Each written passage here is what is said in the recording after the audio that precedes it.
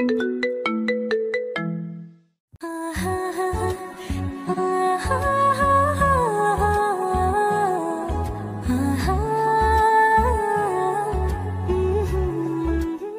সময় পর peon meeting রুমে যেতে বলল, তাই নোটটা নিয়ে রুমে গেলাম। প্রায় 1:30, প্রায় 1.5 ঘন্টা পর মিটিং শেষ হলো। ক্লায়েন্টগুলো আমার বক্তব্য দেখে অনেক খুশি হয়ে প্রশংসা করলো। আঙ্কেলের দিকে তাকাতেই দেখলাম অবাক হয়ে আমার দিকে তাকিয়ে আছে। তারপর একে একে সকল ক্লায়েন্ট চলে গেল, আমিও বাইরে আসতে যাব। এমন সময় আঙ্কেল আমাকে দাঁড়াতে বলল। জি আঙ্কেল, বলুন। আমার মনে হচ্ছে তুমি কাজের জন্য পারফেক্ট নও। মানে? যেটা বললাম সেটাই, তোমাকে এই কাজের জন্য আমাদের অফিসে রাখবো না। কিন্তু আঙ্কেল, আমার অপরাধটা কি? তোমার অপরাধ একটাই, তুমি অনেক লিজেন্ড। তাই আমি সিদ্ধান্ত নিয়েছি তুমি কাল থেকে অফিসের সিডি পদে জয়েন করবা। আঙ্কেলের কথা শুনে চোখে জল চলে এলো। আরে পাগল, কান্না করছো কেন? আমি জানি তুমি এই অফিসকে অনেক কিছু দিতে পারবে, তাই আমি তোমাকে এই পদ দিচ্ছি। আঙ্কেল, আমি বুঝতে পারছি না আমি আপনাকে কি বলে ধন্যবাদ দিব। পাগল, ধন্যবাদ দিতে হবে না। আগামীকাল থেকে তুমি সবার স্যার, মনে রেখো। এরপর থেকে মাথার উপর অনেক বড় দায়িত্ব। জি। এখন আমার সাথে চলো। কোথায় আঙ্কেল? তোমার নতুন ফ্ল্যাট দেখাতে। মানে? অফিসের স্যার কি এখনো বাসা ভাড়ায় থাকবে নাকি? চলো এখন। তারপর আঙ্কেলের সাথে গিয়ে একটা ফ্ল্যাট দেখে এসে বাসায় গেলাম। বাসায় যেতে যেতে ভাবলাম জান্নাতকে আজ কিছু বলবো না, কাল সারপ্রাইজ দিব। বাসায় আসার পর জানি তুমি কিছু বলতে চাইছো। কি বলতে চাইছো সেটাও জানি। অফিসের মিটিং ছিল, তাই মিটিং শেষ করে চলে আসছি। ও জান্নাত, আই লাভ ইউ। জান্নাতের মুখ থেকে কি বের হবে সেটার জন্য অপেক্ষা করতে লাগলাম। কি হলো? হ্যাঁ। কথাটার উত্তর না দিলা, কিন্তু আগের মতো থাপ্পড় দাও। তোমাকে এমন দেখতে আমার একদম ভালো লাগে না। জান্নাত কিছু না বলে রান্নাঘরে চলে গেল। দীর্ঘশ্বাস ফেলে বিছানার উপর বসে পড়লাম। কিছু সময় বসে থাকার পর বাথরুমে গেলাম। বাথরুম থেকে ফিরে এসে দেখলাম জান্নাত ফোন হাতে দাঁড়িয়ে আনমনে কিছু একটা ভেবে চলেছে। দাঁড়িয়ে থেকে কি ভাবছো? কিছু না। হাতে ফোন কেন? কিছু না বলে ফোনটা আমাকে দিল। কেউ কল দিয়েছে? হ্যাঁ। কি বলল? জানি না। আর কিছু না বলে রাগী চেহারা নিয়ে চলে গেল। যা বাবা, আমি আবার কি করলাম? ফোনের স্ক্রিনের দিকে তাকাতেই দেখলাম আরোহী কল দিয়েছিল, তাই ওকে কল ব্যাক করলাম। হ্যাঁ বলুন। লিজেন্ড স্যার আমাদের মিষ্টি না খাইয়েই চলে গেলেন যে? কি বলছেন এসব? আর কিসের মিষ্টি? বারে, আপনি প্রমোশন পেয়ে আমাদের সবার স্যার হয়ে গেলেন, আর এখন বলছেন কিসের মিষ্টি? ও, সময় হলে ঠিকই পাবেন। তো স্যার, কালকে দেখা হচ্ছে? না, কাল একটু কাজ আছে। ঠিক আছে। আর ভাবি কিন্তু অনেক সুন্দর করে কথা বলতে পারে। আমি জানি, তারপরেও বলার জন্য ধন্যবাদ। ঠিক আছে, এখন রাখছি। বাই। কথা বলা শেষ করে পিছনে ঘুরতেই দেখলাম জান্নাত আমাকে অপরাধীর চোখে দাঁড়িয়ে আছে, সাথে কিছুটা ক্ষিপ্ত রাগী চোখ নিয়ে। জান্নাতের এমন চেহারা কখনো দেখিনি, বিয়ের আগেও না। তবে রাগী চেহারাটাই আমার কাছে ভালো লাগছে, কারণ রাখতে রাখতে একসময় আমাকে খুব বকা দিবে। আর আমি সেই দিনের জন্যই অপেক্ষা করে আছি, কবে সেই দিন আমার জীবনে সুখ বয়ে আনবে। তা বউ, এভাবে রেগে আছো কেন? আপনার চা। তোমাকে কিন্তু হেব্বি লাগছে, সাথে তোমার ওই কপালে ভাঁজ পড়ে থাকাতে আর একটু বেশি মায়াবী লাগছে। চা নেবেন কি? কখনো তো খাইয়েও দিতে পারো। জান্নাত চা রেখে চলে গেল। মনে হচ্ছে মেয়েটা ভালোই রেগে গেছে।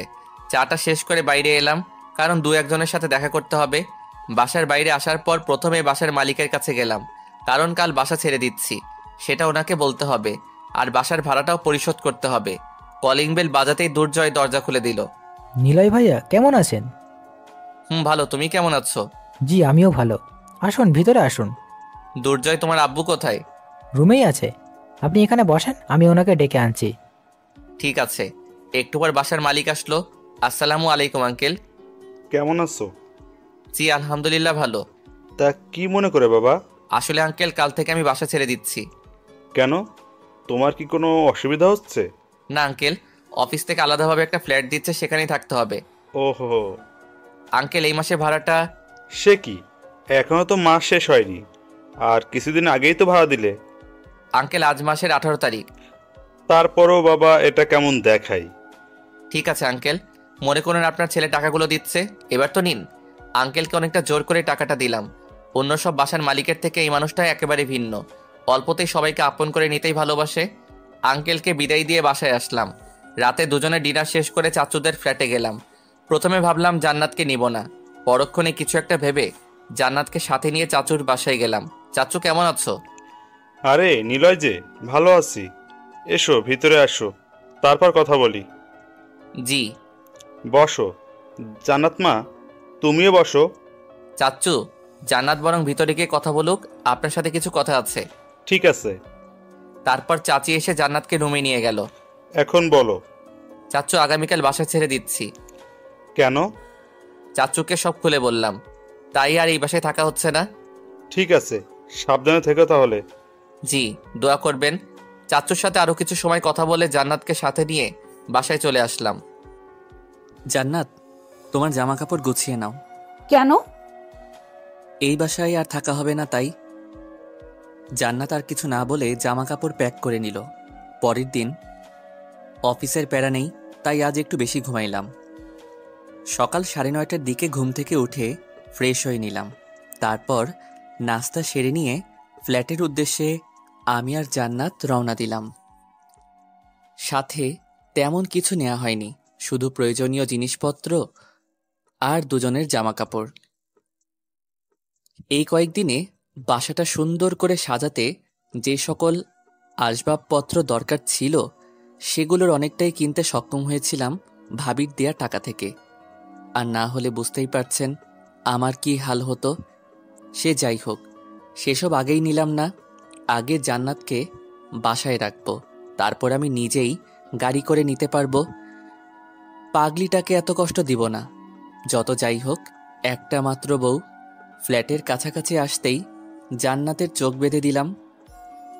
আমার এমন কাজ দেখে জান্নাত অনেকটা অবাক আর বিরক্তিবোধ ফিল করছে, সেটা আমি বুঝতে পারছি।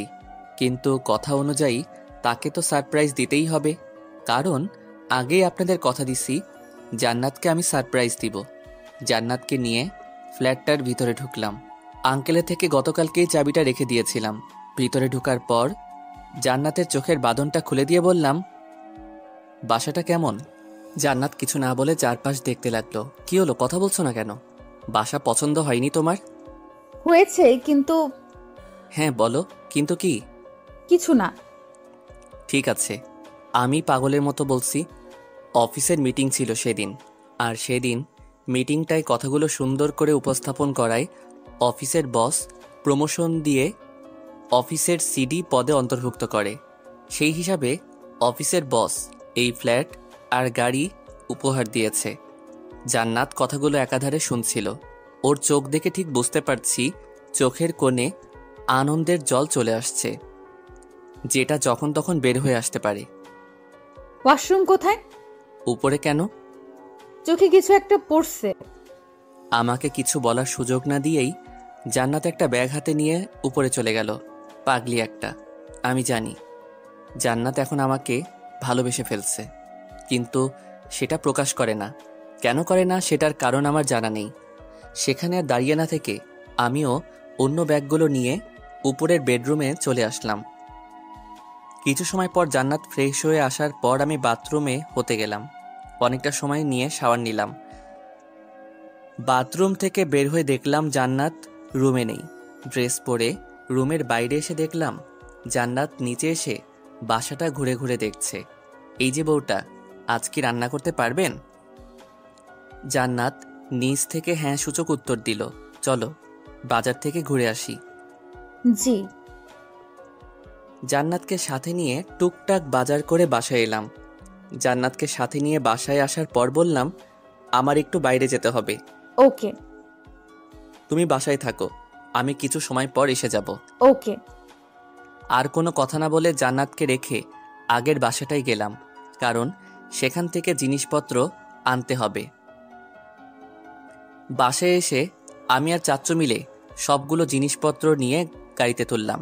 তারপর চাচ্চু এবং তার পরিবারকে শেষবারের মতো বিদায় দিয়ে বাসায় চলে এলাম। একে একে সবগুলো বাসায় এনে সোফার উপর বসে রেস্ট নিতে লাগলাম। এমন সময় জান্নাত এলো। কিছু বলবা বউ? আরে বউ, রাগ করছো কেন? আমাকে বউ বলবেন না। বউকে বউ বলবো না তো মামাতো বোন বলবো নাকি? যেটা খুশি বলেন, আমি গেলাম। যা বাবা, এইটুকুতেই রেগে গেল? আর কিছু বললো না? আগে হলে তো কষে দুটো থাপ্পড় বসিয়ে দিত। সেই কলেজের দিনগুলোর কথা মনে করতেই আনমনে হেসে দিলাম। তারপর দুজন মিলে লাঞ্চটা করে নিলাম। এভাবে কিছুদিন চলে গেল। নতুন বাসা, তার উপর অনেক বড়, তাই সব কিছু গোছাতে একটু সময় লেগে গেল। এর মধ্যে আর অফিসে যাওয়া হয়নি। ভাবছি আগামীকাল অফিসে যাব, তাই আতিক ভাইকে কল দিলাম। আর হ্যাঁ, এখন আর আঙ্কেল অফিসে আসে না, কারণ আতিক ভাই দেশে ফিরেছে। হ্যাঁ নিলয়, বল কি হয়েছে? ভাই, ভাবছি আগামীকাল থেকে অফিসে যাব। বাসা গোছানো হয়ে গেছে নাকি? অনেকটাই শেষ, যেটুকু আছে সেটা জান্নাত সামলে নিতে পারবে। ঠিক আছে, কাল তাহলে অফিসে আয়, আমি সব ব্যবস্থা করছি। ঠিক আছে, রাখছি এখন। বাই। সেদিনের মতো দিনটা পার করলাম। পরের দিন, বাসাটা অনেক বড়, তাই হয়তো তুমি বোরিং হবে, সেটার জন্য আগে থেকেই সরি। আর কিছু দরকার হলে কল দিও, আর যদি কল দিতে লজ্জা পাও তাহলে মেসেজ দিও। হুম। জান্নাত, তোমার বাসায় কি কল দিছিলা? না। আমার বাসায়? না। তোমার ইচ্ছা হলে দিতে পারো। এখন আসি, সাবধানে থেকো। বাই। জান্নাতের থেকে বিদায় নিয়ে গাড়ি করে অফিসে এলাম। অফিসে ঢুকতেই পুরো টাসকি খেলাম। খুব সুন্দর করে সাজানো হয়েছে অফিসটা। আরও ভিতরে যেতেই আতিক ভাই প্রথমে বলল, অভিনন্দন আমাদের নতুন সিডি স্যারকে। ভাই লজ্জা দিচ্ছেন? লজ্জা দিব কেন?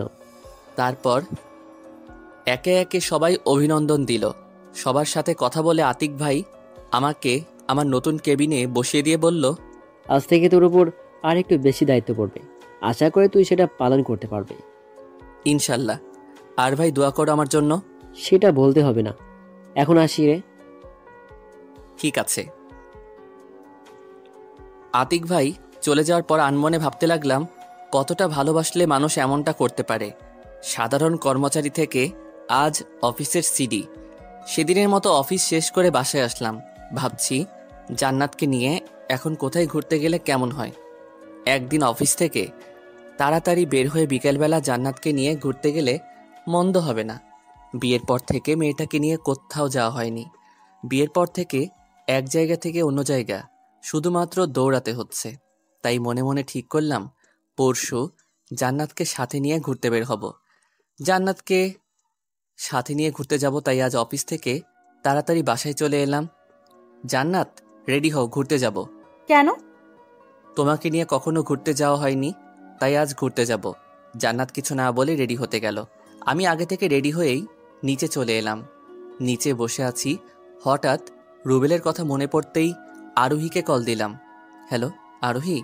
হ্যাঁ বলুন। এই, আমাকে আপনি করে বলা বাদ দাও তো। আপনি এখন স্যার, আর স্যারকে তুমি করে বলতে নেই, জানেন না? সেটা অফিসে, এখন আমরা বন্ধু তো। ঠিক আছে বলো। আসলে রুবেল তোমাকে পছন্দ করে। পছন্দ করতেই পারে, এতে বলার কি আছে? তোমাকে বিয়ে করতে চাই সে। কাকে বিয়ে করবে? তোমাকে। আমাকে বিয়ে করে রুবেল কখনোই সুখী হতে পারবে না। কেন হতে পারবে না? সেসব অনেক কথা, আর রুবেলকে বারণ করে দিও যেন এসব নিয়ে আর সে কিছু না ভাবে। ওকে না বললে আমাকে তো বলতে পারো। তোমরা হয়তো জানো না, আমার পরিবার বলতে আমি আর আমার ছোট বোন একটা আছে। অনেক আগে আব্বু আম্মু মারা গেছে, তখন থেকে ছোট বোনটার দায়িত্ব আমার কাঁধে। আমি কখনো আমার বোনকে ছেড়ে যেতে পারবো না। তো এটা নিয়ে রুবেলের সাথে কথা বললেই তো সব ঠিক হয়ে যাবে। হবে না। কেন? কারণ কোনো পরিবার চাইবে না, ছেলের বউয়ের বাসার কাউকে পরিবারের সদস্য তারা বানাবে না, হোক সেটা যে কেউ। ঠিক আছে, আমি রুবেলের সাথে কথা বলে তোমাকে জানাবো। ঠিক আছে। এখন রাখছি, বাই। বাই। আরোহীর সাথে কথা বলা শেষ করে কলটা কেটে দিলাম। বসে থেকে ফোন টিপছি, হঠাৎ উপরের দিকে তাকাতেই পুরাই টাসকি খেলাম। হ্যাঁ, জান্নাত উপর থেকে নিচে নামছে। নীল শাড়ি হাতে, কয়েক প্রকার চুড়ি, কপালে নীল টিপ, ঠোঁটে হালকা লিপস্টিক, মনে হচ্ছে ময়দাটাও নিছে। জান্নাতকে এমন সাজে দেখে যে কেউ ফিদা হয়ে যাবে, আর আমি তো সেই আগে থেকে ফিদা হয়েই আছি। বাসায় পড়ি আসলো কোথা থেকে? মানে তোমাকে একদম পরীর মতো লাগছে। ও, তবে মুখে ওইসব আটা ময়দা না মাখলেও পারতে, জান্নাত কিছু না বলে রাগী চেহারা নিয়ে চুপ করে গেল। ভাবলাম রাগলে কিছু একটা বলবে, কিন্তু না, উল্টো চুপ হয়ে গেল। অনেকেই জানে অনুভূতি প্রকাশের আরেক নাম নীল শাড়ি। জান্নাতকে এমন সাজে কখনো দেখিনি। এখন যাওয়া যাক। না। কেন? ওয়েট। বলে দৌড়ে রুমে চলে গেল। এই মেয়ের আবার কি হলো? আটা ময়দা ধুতে গেল নাকি? এই মেয়ে যে জেদি, মুখ ধুতেও ভাববে না। হঠাৎ জান্নাত উপর থেকে নিচে নামলো। মুখের দিকে তাকাতে দেখলাম মুখ ধোয়নি। কিছু বলবো তার আগে জান্নাত বলল, এটা পড়লে খুশি হব। কি আছে এটাতে? আনমনে ব্যাগটা খুলতেই দেখলাম একটা নীল কালারের পাঞ্জাবি। জান্নাতের এমন কাজ দেখে একটু নয় অনেক অবাক হলাম। এটা তুমি কোথায় পেলে? অনলাইনে অর্ডার করেছিলাম। স্বামী বলে মেনে নিছো, নিয়ে থাকলে বলো, স্বামীর অধিকারটুকু অন্তত আদায় করি। জান্নাত চোখ রাঙিয়ে তাকাতেই বুঝলাম মেয়েটা রেগে গেছে, তাই কোনো কথা না বলে পাঞ্জাবিটা পরে নিলাম। হয়েছে, চলো এবার। জান্নাতকে নিয়ে গাড়িতে ওঠার পর ড্রাইভ করতে লাগলাম। বাসা থেকে একটু দূরেই সুন্দর একটা পার্ক আছে, তাই সেখানে রওনা দিলাম। এর মাঝে আর কোনো কথা হয়নি। পার্কে এসে গাড়ি রেখে জান্নাতকে সাথে নিয়ে হাঁটতে লাগলাম। আশেপাশে লোকজন অবাক হয়ে তাকিয়ে আছে। কি ভাবছেন জান্নাতকে দেখে? একদম ভুল ধরেছেন। আসলে লোকজন আমাকে দেখে হাসতেছে, কারণ আমি একাই পাগলের মতো কথা বলছি আর জান্নাত চুপ করে আছে। ওনাদের এমন অবাক হয়ে তাকিয়ে থাকা দেখে জান্নাত পূর্ণিমার রাতের চাঁদের মতো মিটমিট করে হাসছে। এত হাসার কিছু নেই। বউয়ের সামনে পাবলিক স্বামীকে পাগল বলছে, এতে তার সামান্যতম কোনো ভ্রুক্ষেপ নেই। আমি কি বলছি ওনাদের তাকিয়ে থাকতে? কিন্তু কারণটা তো তুমি। চলো ওদিকটাই গিয়ে বসি। জান্নাতকে সাথে নিয়ে একটা স্থানে বসলাম। এদিকে প্রায় সন্ধ্যা হয়ে এলো। হঠাৎ করে কারো কান্নার আওয়াজ কানে আসতেই দুজনেই স্তব্ধ হয়ে গেলাম। এই সন্ধ্যার সময় কে কান্না করে? তবে কান্নার আওয়াজটা মেয়েদের মতো। জান্নাত উঠে দাঁড়িয়ে এদিক ওদিক দেখতে লাগলো। কান্নার আওয়াজটাকে স্পষ্ট করে শুনলাম।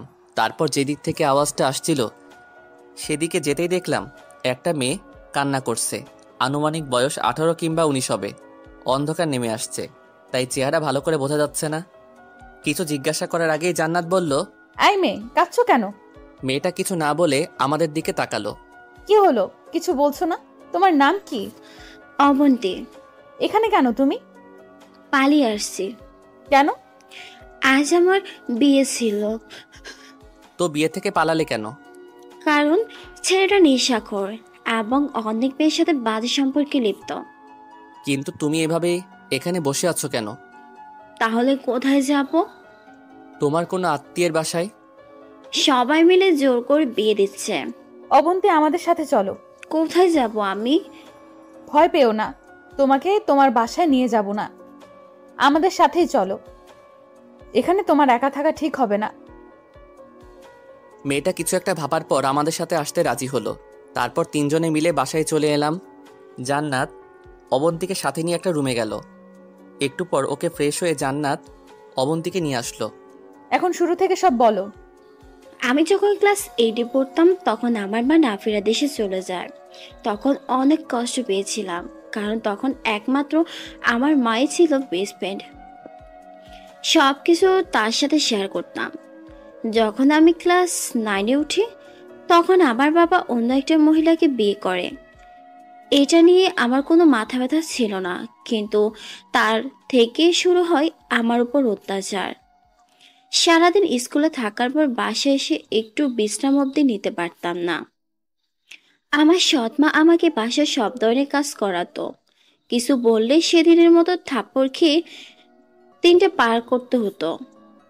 সেদিন আর কোনো খাবার দিত না, তাই কিছু বলতাম না। আব্বুকে অনেক বলেছি, আমাকে এই মহিলাটা অনেক অত্যাচার করে। প্রথম প্রথম আব্বু আমার সৎমাকে বকা দিল, পরে পরে আর কিছু বলেনি। তখন কিছু বললে আমাকে তিনি বকা দিতেন, তাই ভয়ে আব্বুকেও কিছু বলতাম না। অনেকবার আত্মহত্যার চেষ্টা করছে, কিন্তু করতে পারেনি। আত্মহত্যা যে মহাপাপ, সব মুখ বুজে সহ্য করতাম। কিছুদিন আগে আমার বিয়ে ঠিক হয়। জানতে পারি যার সাথে আমার বিয়ে ঠিক হয়েছে তার বাবা মোটামুটি অনেক টাকার মালিক। বাবার টাকার ফুটানির জন্য সব রকম নেশার মেতে থাকে। আর ভালো করে খোঁজ নিয়ে জানতে পারি অনেক মেয়ের সাথে। এটুকু বলতেই কান্না করে দিল।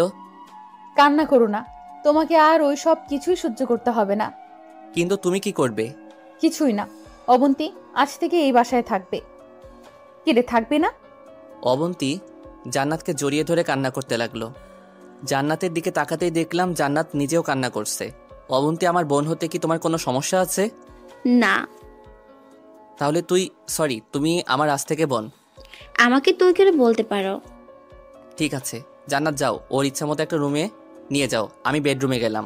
হুম। জান্নাত ওকে নিয়ে রুম দেখাতে লাগলো, আর আমি রুমে এসে ফ্রেশ হয়ে নিলাম। ফ্রেশ হয়ে রুমে এসে দেখি জান্নাত ড্রেস চেঞ্জ করছে। আমি কি রুমে থাকবো? আপনি? হ্যাঁ আমি। কেন থাকতে পারি না? আমি ড্রেস চেঞ্জ করব। তো করো, বারণ করছে কে? আপনি বাইরে যান। যদি না যাই? ঠান্ডা বেবি, ঠান্ডা, ভয় পেও না। আমি বাহিরে যাচ্ছি, তুমি ড্রেস চেঞ্জ করো, কারণ আমি তো তোমার কেউ না, আমি তো বাইরের মানুষ। আর কোনো কথা না বলে বাইরে চলে এলাম। কথাগুলো যখন বলছিলাম জান্নাত অনেকটা চুপসে গেল।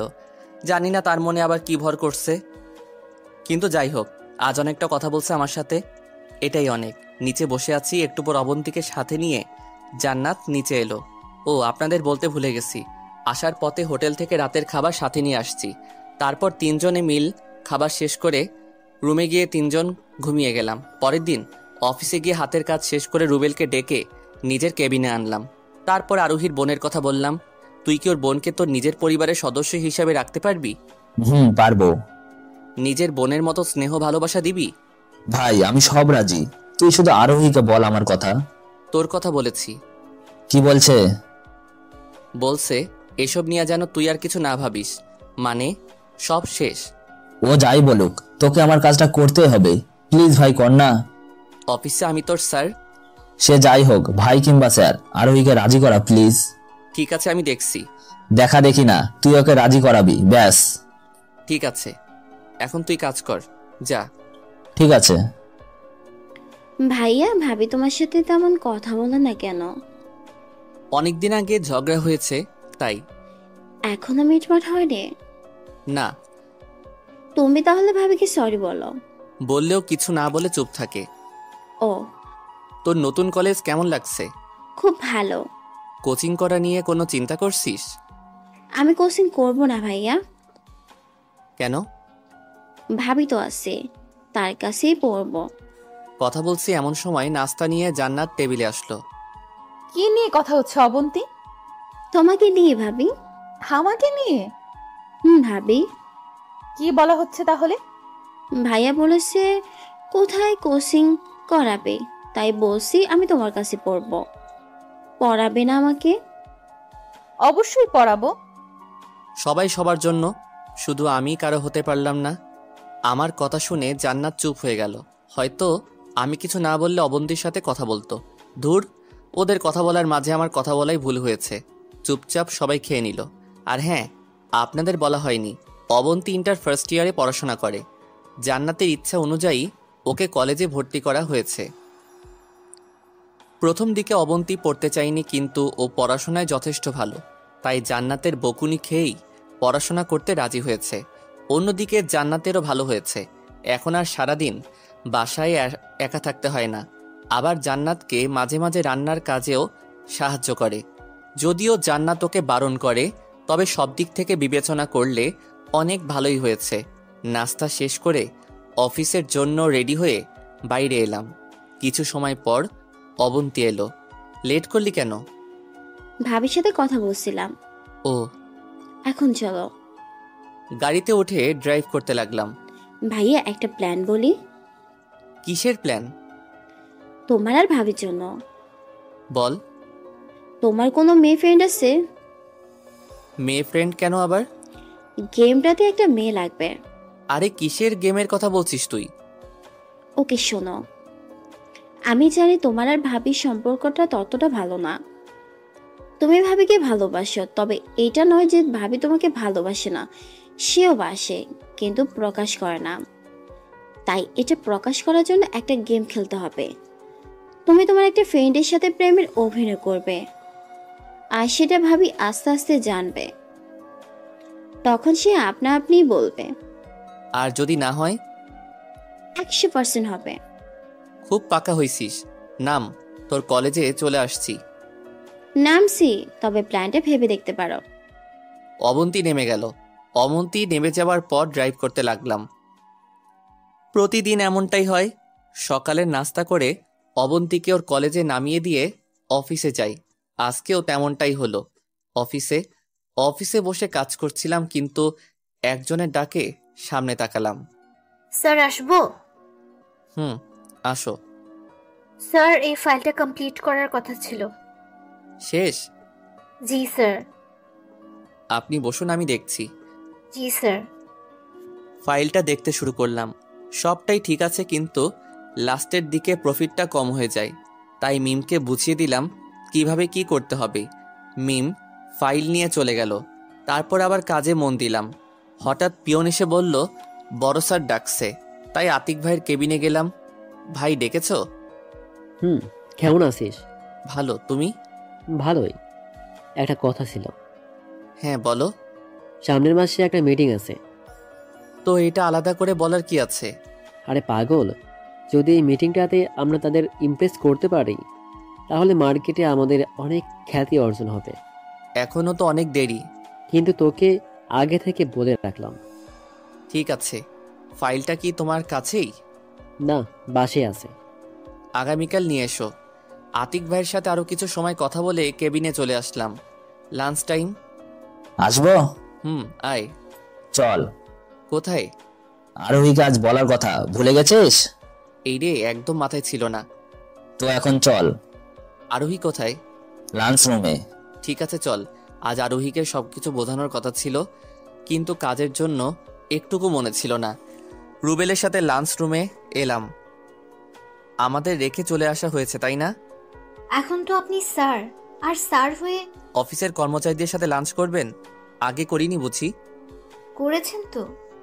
তো এখনো করব। তারপর তিনজন বসে লাঞ্চ করতে লাগলাম। বল। কি বলবে? ওই ভালো জানে। কি জানে? আমি বলছি, আরোহী রুবেল তোমাকে অনেক ভালোবাসে। আমি তোমাকে আগেই বলেছি। আমি শুনেছি, কিন্তু আমি রাজি। তোমার বোন মানে আমারও বোন, আর এটা নিয়ে আমার বাবা মায়ের সাথেও কথা হয়েছে। কিন্তু এটা হয় না। কেন হয় না? আমার বোনটা এখনো পড়াশোনা করে। ওকে বড় করতে আমার অনেক সময় লাগবে, অনেক ক্রাইসিসে পড়তে হবে, যেটা হয়তো তোমার পরিবারের কেউই মানবে না। দেখো আরোহী, তোমাকে আগেও বলেছি আমার পরিবার এটা মানতে রাজি। তুমি তো জানো আমার পরিবার বলতে বাবা মা আর আমি। সেখানে তোমার থাকলে আমাদের পরিবারটা আরো বেশি সুন্দর লাগবে। কিন্তু কোনো কিন্তু নাই। এখন তুমি হ্যাঁ বা না বলবে। আসলে আমি আসলে বুঝতে পারছি, আমার সামনে বলবে না। তোমরা কথা বলো। আমার লাঞ্চ শেষ, আমি যাই। তারপর তুমি ওকে তোমার মনের কথাগুলো বলো। সেখান থেকে কেবিনে চলে আসলাম। হঠাৎ জান্নাতের কথা মনে পড়তেই কল দিলাম, কারণ আজ লাঞ্চ টাইমে কল দেওয়া হয়নি। কল দেওয়ার সাথে সাথে রিসিভ করলো। এতই যদি অপেক্ষা করো, কল দিলেই তো পারতে। এই যে আমার কলের জন্য অপেক্ষা করো। কে বললো আমি অপেক্ষা করি? তাহলে তুমি অপেক্ষা করো না? না। তাই বুঝি? আর কেন অপেক্ষা করব? এই যে আমি তোমার স্বামী হিসেবে প্রতিদিন লাঞ্চের কথা বলি, তারপর তুমি খাও। না বললেও খাবো। তাহলে আজ খেয়ে নাও। আপনি খাবেন না? না, আজ আর খাবো না। কেন? কারণ এইমাত্র খেয়ে আসলাম। খেয়ে নাও।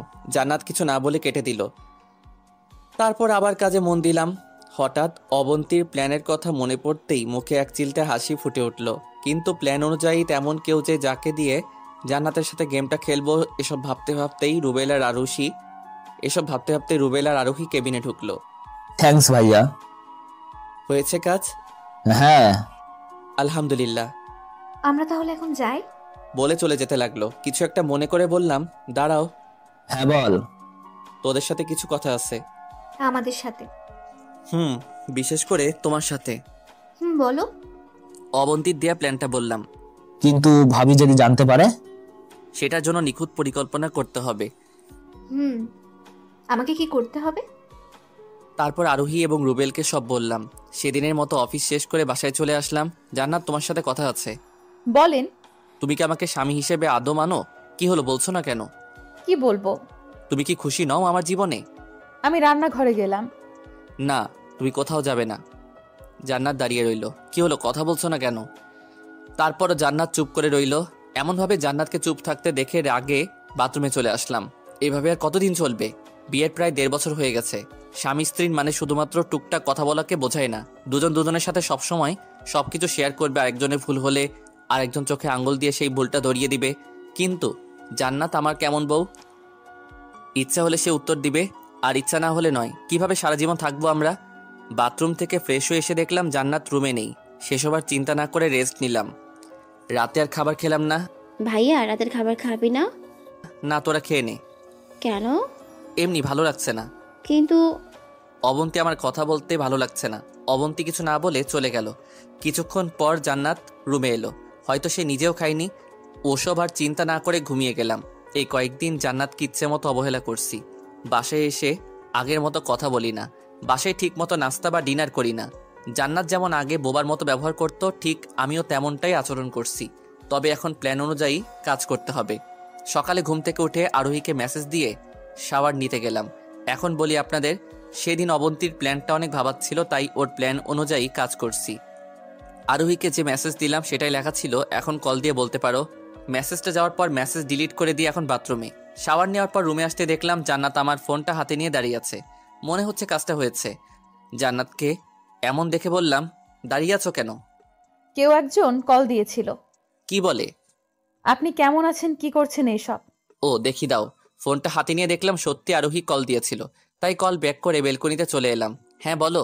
কি করছো বাবু? এই তো বাবু, অফিসের জন্য রেডি হই। তুমি কি করছো? আমি তো আমার বাবুটার কথাই চিন্তা করছিলাম। তাই বুঝি? আরোহীর সাথে হেসে হেসে কথা বলতে লাগলাম। কথা বলা শেষ করে কল কেটে দিয়ে রুমে এসে দেখি জান্নাত ঠিক আগের জায়গায় দাঁড়িয়ে আছে। ভালো করে লক্ষ্য করতে দেখলাম চোখের কোণে নোনা জল জড়ো হয়ে গেছে। এমনটা দেখে অনেক হাসি পাচ্ছিল, কিন্তু এখনই সব বলার সময় হয়নি। যখন জান্নাত বুঝতে পারবে সেদিন ঠিকই আমাকে বলবে। রেডি হয়ে নিচে এলাম। এতক্ষণে জান্নাত সকালের নাস্তা বেড়ে দিয়েছে, কিন্তু আমি বাসায় নাস্তা করব না। কারণ জান্নাতকে বোঝাতে হবে এতদিন সে শুধুমাত্র ভুল করে এসেছে। ভাইয়া নাস্তা করবি না? না। কেন? বাইরে খেয়ে নিব। বাইরে কেন? একটা কলিগকে কথা দিয়েছি তাই। আর অবন্তী তোর সাথে কথা আছে, বাইরে আয়। ঠিক আছে চলো। বাইরে এসে, হ্যাঁ ভাইয়া বলো। কেমন হচ্ছে? ফাটাফাটি। তুই কিছুদিন কলেজে যাওয়া বন্ধ দে। কেন ভাইয়া? যদি জান্নাত বাসায় একা থাকতে কিছু একটা করে ফেলে, তাহলে আমি নিজেকে কখনো ক্ষমা করতে পারবো না। তুমি এটা নিয়ে একদম চিন্তা করো না। যেটা বললাম সেটা করিস। ঠিক আছে, আমি গেলাম। সাবধানে যেও। কথা বলা শেষ করে অফিসের দিকে রওনা দিলাম। আমাকে কষ্ট দেয়া জানো, তুমি এবার হাড়ে হাড়ে টের পাবা। রেস্টুরেন্ট থেকে রান্না করে অফিসে গেলাম। অন্যদিকে বাসায় অবন্তী, তোকে নিলয় কি বলল? তেমন কিছু না ভাবি। আমি জানতে চাইছি কি বললো ও? আসলে ভাবি কলেজে কয়েকটা ছেলে কয়েকদিন ধরে আমাকে বিরক্ত করছিল। এটা ভাইয়াকে বলতে বললো কিছুদিন কলেজে যেতে হবে না। ভাইয়া নাকি প্রিন্সিপাল স্যারের সাথে কথা বলবে। ও আসো নাস্তা করি এখন। তুই কর, আমার ভালো লাগছে না। একটু তো খেয়ে নাও, না হলে অসুস্থ হয়ে পড়বে, তখন কি হবে? কিছু হবে না, আমি উপরে গেলাম। জান্নাত আর কিছু না বলে উপরে চলে গেল। অফিসে এসে কিছুটা সময় কাজ করার পরে অবন্তীকে কল দিলাম। কোথায় আছিস? বাসা ছাড়া কোথায় যাবে শুনি? তোর ভাবি কোথায়? রুমে আছে। সকালে নাস্তা করেছে? না রে, তোর এমন আচরণ দেখে মন খারাপ করে আছে। অনেক মোটা হয়ে গেছে, একদিন না খেলে কিছুই হবে না, বরং আমারই লাভ হবে। ভাইয়া আমি কিন্তু ভাবিকে বলে দেব। বললে আমিও মায়ের খাবো, সাথে তুইও। অপর দিকে কাজটার কিচ্ছু হবে না। সেটাও ঠিক। ঠিক আছে, এখন বাই। অবন্তীর সাথে কথা বলে কলটা কেটে দিয়ে আদিক ভাইয়ের কেবিনে গেলাম। ভাই আসবো? হ্যাঁ আই। ফাইলটা তো আজ দেওয়ার কথা ছিল। আব্বু ফাইলটা দেখেছে, সাথে আমিও দেখেছি। আর এখন তোর পালা। তবে এখন সবকিছু তোর উপর নির্ভর করবে। আমাকে বিশ্বাস করতে পারো? বিশ্বাস করি বলেই এত বড় কাজটা তোকে দিচ্ছি। সেটা জানি ভাইয়া। আচ্ছা, জান্নাতের কি খবর? চাকা ছাড়া গাড়ির মতো। তোর কি কখনো মজা করা যাবে না? আগের থেকে অনেক কমিয়ে দিয়েছি। বাসার কারোর সাথে কথা বলেছিস? না ভাই, কোনো যোগাযোগ নেই তাদের সাথে। ও, দোয়া করে খুব তাড়াতাড়ি তোকে এবং জান্নাতকে তোর আব্বু মেনে নিবে। সেই আশায় এখনো আছি। আচ্ছা ভাইয়া, এখন আমি যাই। ঠিক আছে। আতিক ভাই রুম থেকে এসে কাজ করতে লাগলাম। অফিস শেষ করে আরোহী এবং রুবেলের সাথে কথা বলে বাসায় আসলাম। বাসায় এসে সোজা ফ্রেশ হতে গেলাম। ফ্রেশ হয়ে এসে দেখি জান্নাত রেগে আছে। ওর রাগটাকে আমি তখনও বুঝে ফেলেছি। এক হাতে আমার ফোন আর অন্য হাত দিয়ে বিছানা চাদর কামড়ে ধরে রাখা। তুমি এখানে বসে কি করছো? আমার রুমে আমি যা ইচ্ছা করব। না, পারবেন না। আর সব সময় এত মেয়ে মানুষ কল দেয় কেন? অফিসের কলিগ দিতেই পারে। তাই বলে জানু বাবু বলবে? মজা করে বলছে। জান্নাতকে আর কিছু না বলে ড্রেস চেঞ্জ করতে লাগলাম, কারণ আমি জানি আমার এখন চেঞ্জ করা দেখে জান্নাত রুম থেকে বের হয়ে যাবে। তাই চেঞ্জ হতে লাগলাম, কিন্তু জান্নাতের দিকে তাকিয়ে দেখলাম এখনো রুমেই আছে। কি হলো বাবা, বাইরে যাবে না? বাইরে কেন যাব? আমি চেঞ্জ হব। তো আমি কি ধরে রেখেছি? বেশ রেগেই জান্নাত রুম থেকে বের হয়ে গেল। ভালোই মেডিসিন লাগাতে সক্ষম হয়েছি। আর হয়তো 2-1 দিন এমন ওষুধ লাগাতে পারলেই সব ঠিক হয়ে যাবে। রাতে ডিনার করার সময় জান্নাতের সাথে তেমন কথা বললাম না। অবন্তী সবজির প্লেটটা এদিকে দে তো। জান্নাত এগিয়ে দিল। না থাক, এটা আর নিবই না। আমি দিয়েছি তাই। অবন্তী, আমার খাওয়া শেষ। খাবার খাওয়া শেষ করে রুমে এসে বেলকনিতে আরোহীর সাথে কথা বলতে লাগলাম। প্রথম দিকে অফিসের কথা বললেও যখন রুম কারো উপস্থিতি টের পেলাম, মনে হচ্ছে জান্নাত এসেছে। তাই শুরু করলাম আমাদের অভিনয়। হ্যাঁ বাবু বলো। তোমার আবার হঠাৎ কি হলো? ওপাশ থেকে যাই বলুক, জান্নাত কিছুই শুনতে পাবে না। কি বললে? আজকের মতো কালকেও সকালের নাস্তা রেস্টুরেন্টে করবে? জান্নাত এসেছে নাকি? গো পাগলি। তা ডার্লিং, কি করছো এখন? এই তো তোমার সাথে কথা বলছি। তোমার যেটা ইচ্ছা বলো, অন্তত ফোনে তোমার সাথে প্রেমের অভিনয় করতে পারবো না। তাই বুঝি? তা কি করলে তুমি খুশি হবে? রুবেলের সাথে বিয়ে হলে। ঠিক আছে, তাই হবে। আগামীকাল রেডি থেকো। রেস্টুরেন্টে দুজন সকালে নাস্তা করব। তুমি একাই খেও, আমার জন্য রুবেল আছে। ঠিক আছে, এখন রাখছি। কথা বলা শেষ করে ঘুরতেই দেখলাম জান্নাত দাঁড়িয়ে আছে। এটা অবশ্য আগে থেকেই জানতাম, তাই একটু চমকে ওঠার মতো ভাব নিলাম। তো তুমি এখানে? কার সাথে কথা বলছিলেন? অফিসের কলিগ। কলিগদের সাথে কথা বলা ঠিক আছে, কিন্তু ওইসবের মানে কি? কিসের কথা বলছো? কি বলছি বুঝতে পারছেন না? না তো, খুব ভালো করেই জানি। সকালের নাস্তা, জানু বাবু, এসবের মানে কি? মানে কিছুই না। আর আমি এখন ঘুমাবো। জান্নাতকে কিছু বলার সুযোগ না দিয়ে ঘুমিয়ে গেলাম। পরের দিন গতকালের মতোই ঠিক আজকেও একই ব্যবহার জান্নাতের সাথে করলাম। তবে আরোহীকে বলেছি একটু বেশি টাইট দিতে। বাথরুম থেকে বের হয়ে দেখলাম জান্নাত রুমে বসে চোখের জল ফেলছে। কি হলো, কান্না করছো কেন? কই না তো। তাহলে চোখে জল কেন? চোখে হয়তো কিছু পড়েছে তাই। ও, রেডি হয়ে নাস্তা না করেই অফিসে গেলাম। অফিসে যাওয়ার পর আরোহীকে রুমে ডাকলাম। স্যার আসবো? আসো। বলেন স্যার। অফিসের কাজ না? ওহ, বলো কি বলবে। জান্নাতকে কি বলছো আজ?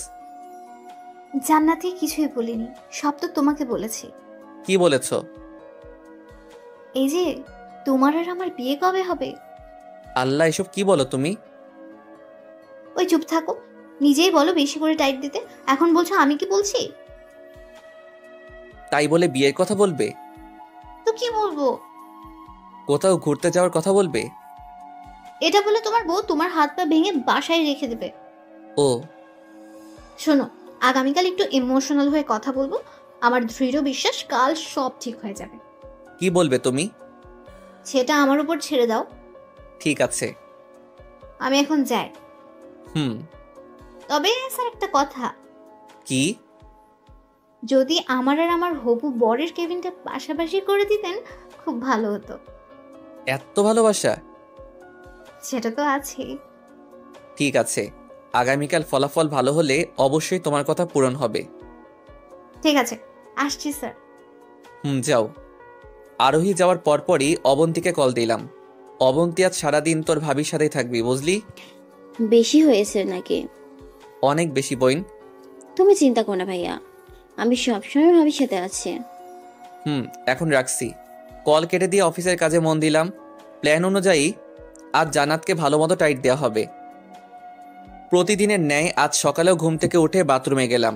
তবে কিছু সময় পর রুমের মধ্যে চিল্লাচিল্লির আওয়াজ শুনতে পেলাম।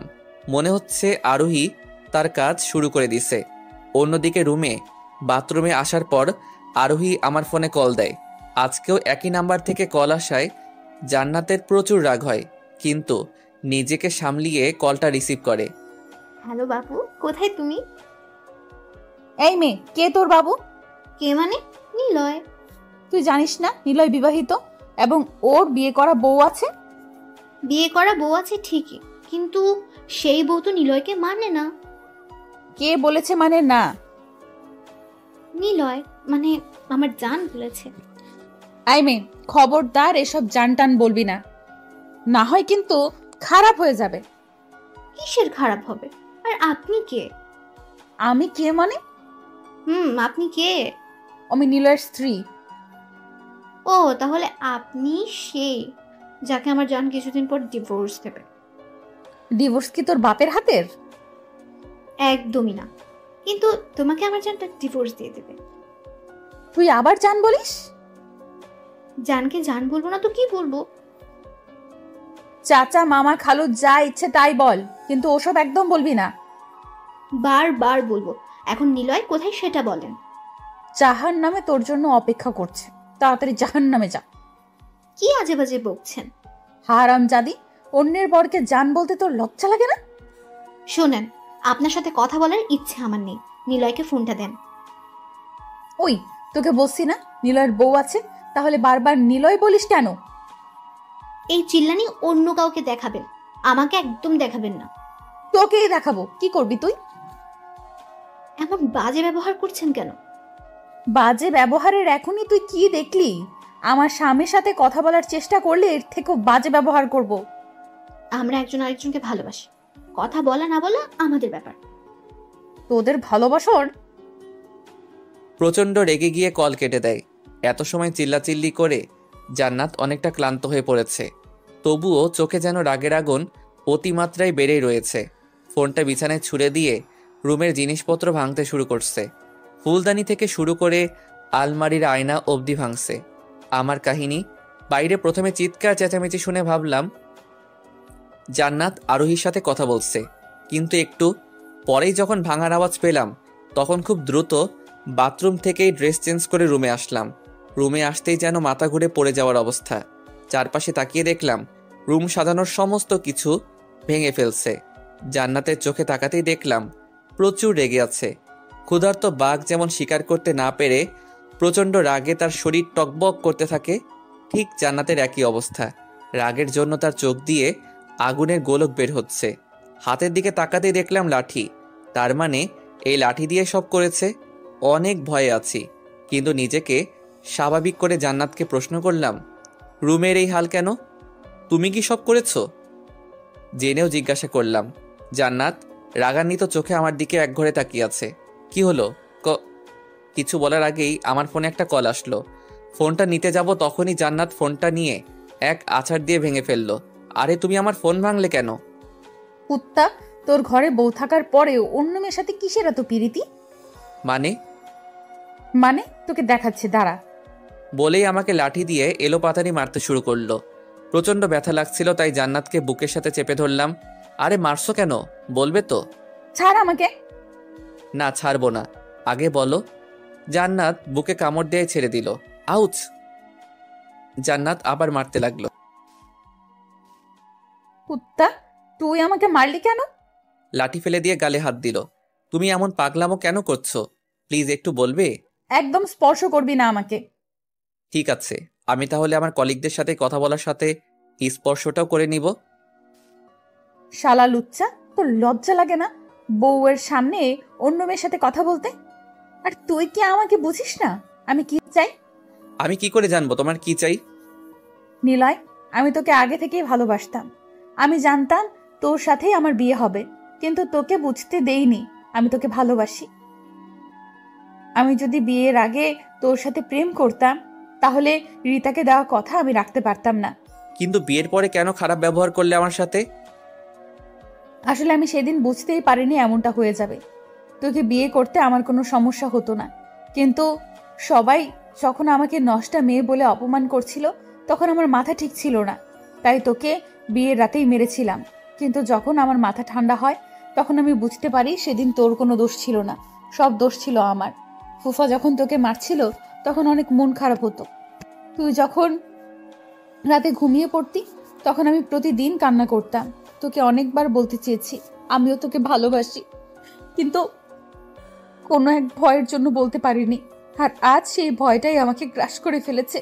তুই এখন অন্য মেয়ের সাথে সম্পর্কে জড়িয়ে গেছিস। কোন স্ত্রী এমনটা চায় যে তার স্বামী অন্য মেয়ের সাথে সম্পর্কে জড়াক? বলেই হু হু করে কান্না শুরু করলো। এতটা সময় জান্নাতের কথা শুনে নিজের চোখেও জল জমা হয়ে গেছে।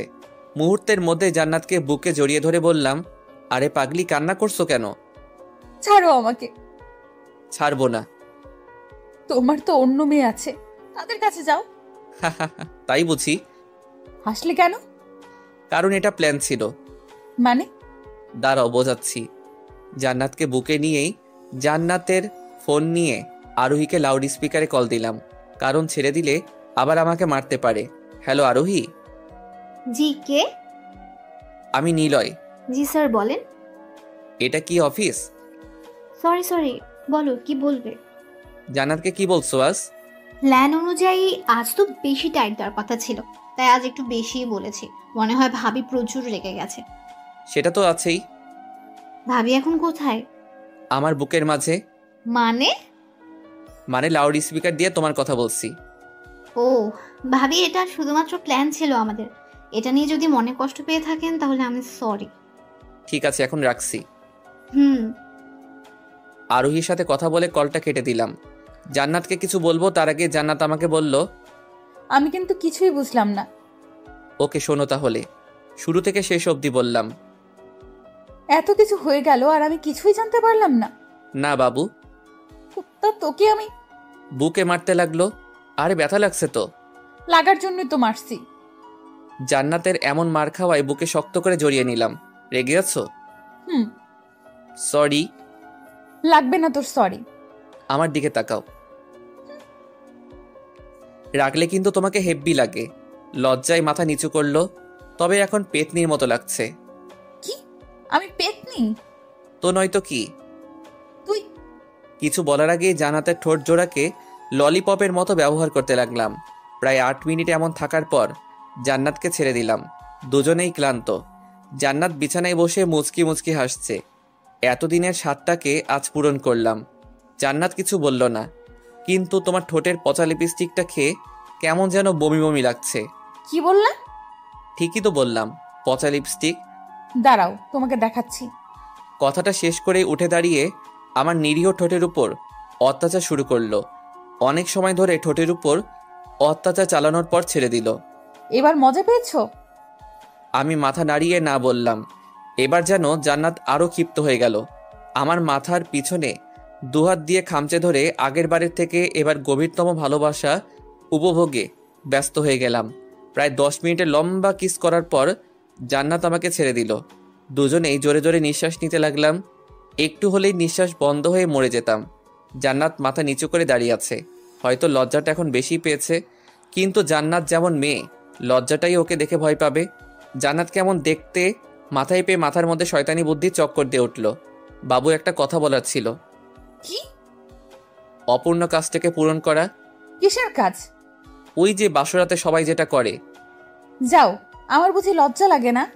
ওরে আমার লজ্জাবতী বউরে, তুমি লজ্জা পাচ্ছ? তোমার কি প্রমাণ লাগবে? লাগবে তো। কি? ওই বাসরাতের কাজটা এখন সেরে ফেললেই বুঝবো তোমার লজ্জা আছে। নিলয়, করি না বাবু।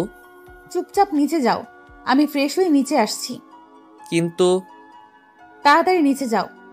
বলে ফ্রেশ হতে চলে গেল। এক বস্তা বেদনা নিয়ে নিচে এলাম। নিচে এসে দেখে অবন্তী নেই। ও তো এই সময় নিচেই থাকে। গেল কোথায়? অবন্তী? কিরে অবন্তী? কি হয়েছে ভাইয়া?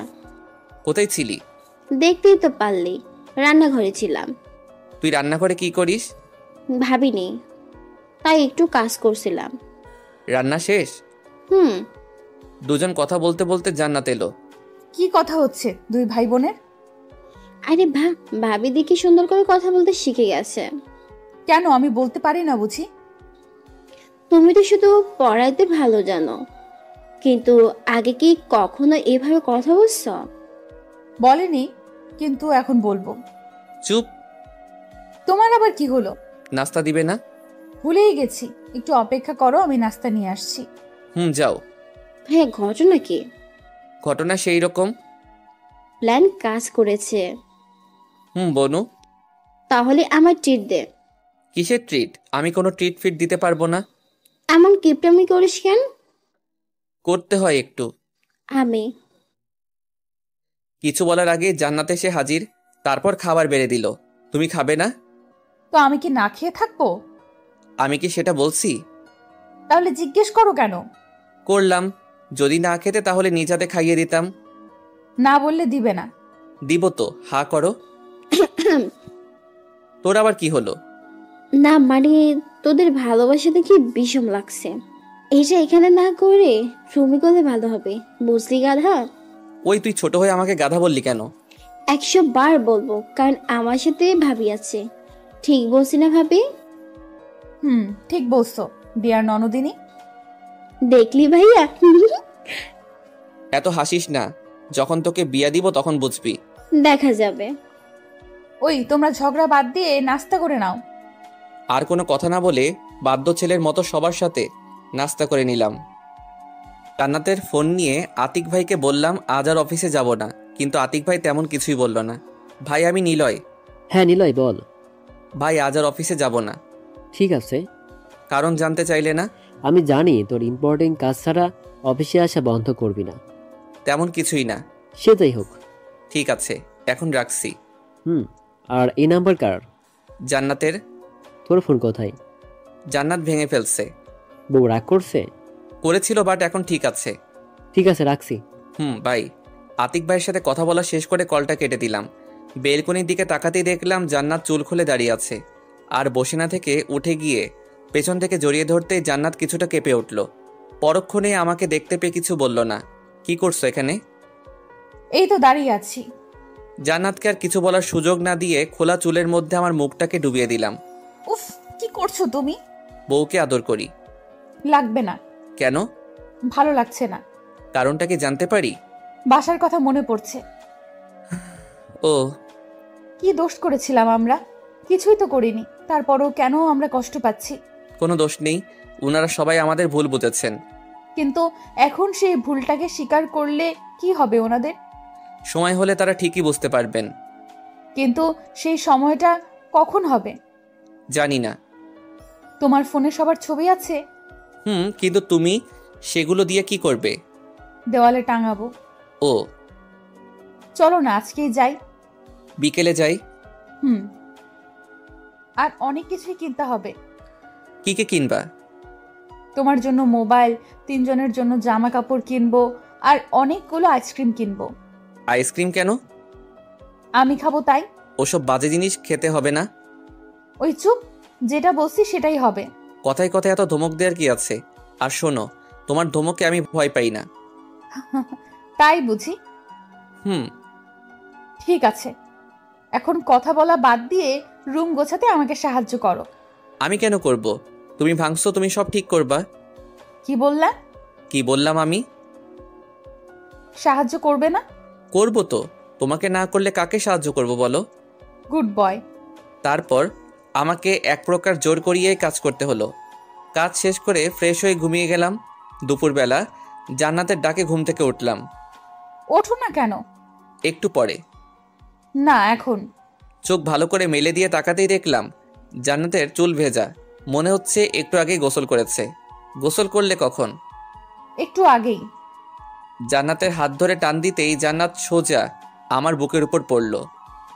আরে কি করছো? ছাড়ো বলছি। না, ছাড়বো না। কেন? এখন আমার সাথে ঘুমাবে তাই।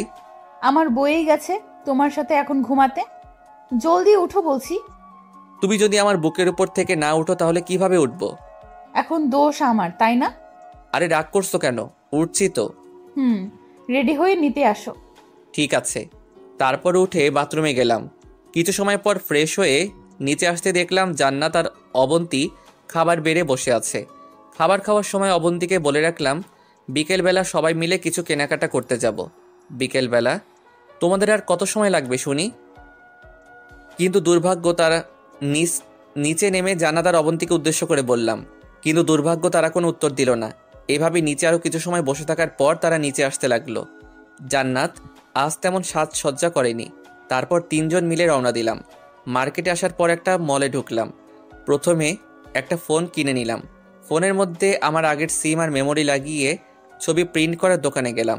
একে একে সবার ছবি দিয়ে বললাম সবগুলো প্রিন্ট করে রেখে দিতে। কিছু সময় পর আমরা এসে নিয়ে যাব। তারপর ড্রেসের দোকান থেকে ইচ্ছে মতো দুজন কেনাকাটা করতে লাগলো। এত দিয়ে কি হবে? ভাইয়া, আমার একদম বিয়ের জন্য কেনাকাটা করছি। থাক, আর পাম দেয়া লাগবে না। তুমি নিবে না? তোমরাই নাও, দরকার হলে আমার জন্য কেনাকাটা করো, মাইন্ড করব না। কথা ভালোই বলতে পারো। একটু। ড্রেস কেনার পর টাকা চুকিয়ে চলে এলাম। ছবি প্রিন্ট করার স্থানে গিয়ে জিজ্ঞাসা করলাম, ভাই আমাদের কাজটা? জি ভাই, হয়ে গেছে। আমাদের দিকে দিন। জি নেন। তারপর আমি আর জান্নাত মিলে সবগুলো ছবি দেখতে লাগলাম। অবন্তীকে দিলাম না, কারণ ও কিছুই বুঝতে পারবে না। সব ঠিক আছে, কিন্তু কিন্তু কি? বাসা থেকে আসার সময় ভাবি প্রায় 9 মাসের প্রেগনেন্ট ছিল। তো এতদিনে হয়তো তাদের সন্তান হয়েছে। হয়তো, কিন্তু এসব বলছো কেন?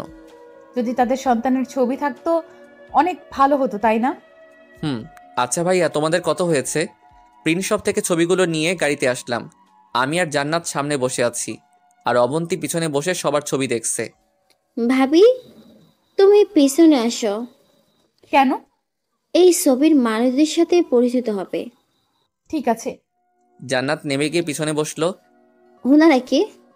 ওনারা হলেন আমার দ্বিতীয় আব্বু আম্মু, মানে নিলয়ের আব্বু আম্মু। একে একে অবন্তী সবার কথা জিজ্ঞেস করলো, আর জান্নাত সবার পরিচয় দিতে লাগলো। কিছু সময় পর, একটা কথা জিজ্ঞেস করি? করো। তোমরা বাসা ছেড়ে এখানে কেন? তোর এসব জানতে হবে না, সময় হলে ঠিকই জানতে পারবি। ঠিক আছে। তোর এক্সাম কবে? এখনো 3 সপ্তাহ পরে। ও, সবাই মিলে কথা বলতে বলতে বাসায় চলে এলাম। রাতে ডিনার শেষ করে রুমে চলে আসলাম। জান্নাত, বলো। কি করছো? তোমার চোখ নেই? শোনো না। বলো। একটু আদর করো না প্লিজ। আদর করতে করতে মানুষ বাদর হয়, জানো না তুমি? সে যাই হোক, আজকে করতেই হবে। একদম না। কে শোনে কার কথা? জান্নাতকে সাথে নিয়ে চলে গেলাম অতল ভালোবাসার সাগরে। সকালে ঘুম থেকে উঠে দেখি জান্নাত আমার বুকের উপর মাথা রেখে শুয়ে আছে। জান্নাতকে ডেকে তুলবো, কিন্তু কিছু একটা মনে করে আর তুললাম না। জান্নাতের কপালে চুমু দিয়ে আবারও ঘুমিয়ে গেলাম। ঘুম থেকে উঠে দেখি জান্নাত নেই, মনে হয় উঠে পড়েছে। আমিও আর শুয়ে না থেকে উঠে বাথরুমে গেলাম। তারপর ফ্রেশ হয়ে নিচে এলাম। নাস্তা করে জান্নাত আর অবন্তীকে বিদায় দিয়ে অফিসে এলাম। কিছুদিন এইভাবেই চলে গেল। অফিসে বসে বসে মিটিংটার ফাইল দেখছি, কারণ আজ সেই মূল্যবান মিটিং। এতটুকু জানতে পেরেছি অনেক বড় একটা কোম্পানির সাথে, কিন্তু এখনও নাম শুনিনি আর শুনতেও চাই না, কারণ এখন আমার কাছে এই কোম্পানিটাই সব। অনেক মায়া ধরে গেছে। কয়েক মাস হলো জয়েন করেছি, আর এর মধ্যেই সকলের কাছে যে ভালোবাসাটা পেয়েছি এটাই অনেক। কেবিনে বসে বসে ফাইলটা চেক করতে লাগলাম। বলা যায় না, হঠাৎ যদি কোথাও ভুল হয়ে থাকে তাহলে অফিসের অনেক বড় ক্ষতি হয়ে যাবে। ফাইলটা দেখতে দেখতেই জান্নাত কল দিল। হ্যাঁ বলো। কি করছো? কাজ করছি। সব সময় কি কাজ করতে হবে? কাজের জায়গা তো কাজই করতে হবে, তাই না? এখন রাখি। কেন? আমার সাথে কথা বললে কি এখন বোরিং লাগে? আরে পাগলি, মিটিং আছে একটা। তো তুমি কি এখন মিটিং রুমে আছো? মিটিং রুমে থাকলে কি তোমার সাথে কথা বলতে পারতাম? ঠিক আছে, মিটিং শেষে আমাকে কল দিবা। ঠিক আছে, দিব। রাখছি। বাই। বাই। জান্নাতের সাথে কথা বলার পর আবার ফাইলটার উপর নজর দিলাম। কিছু সময় দেখার পর পিয়ন আসলো। স্যার আসবো? আসো। স্যার, মিটিং রুমে ক্লাসমেট চলে এসেছে, তাই বড় স্যার আপনাকে যেতে বলল। তুমি যাও, আমি আসছি। পিয়ন চলে যাওয়ার পর আমিও মিটিং রুমে যেতে অগ্রসর হলাম।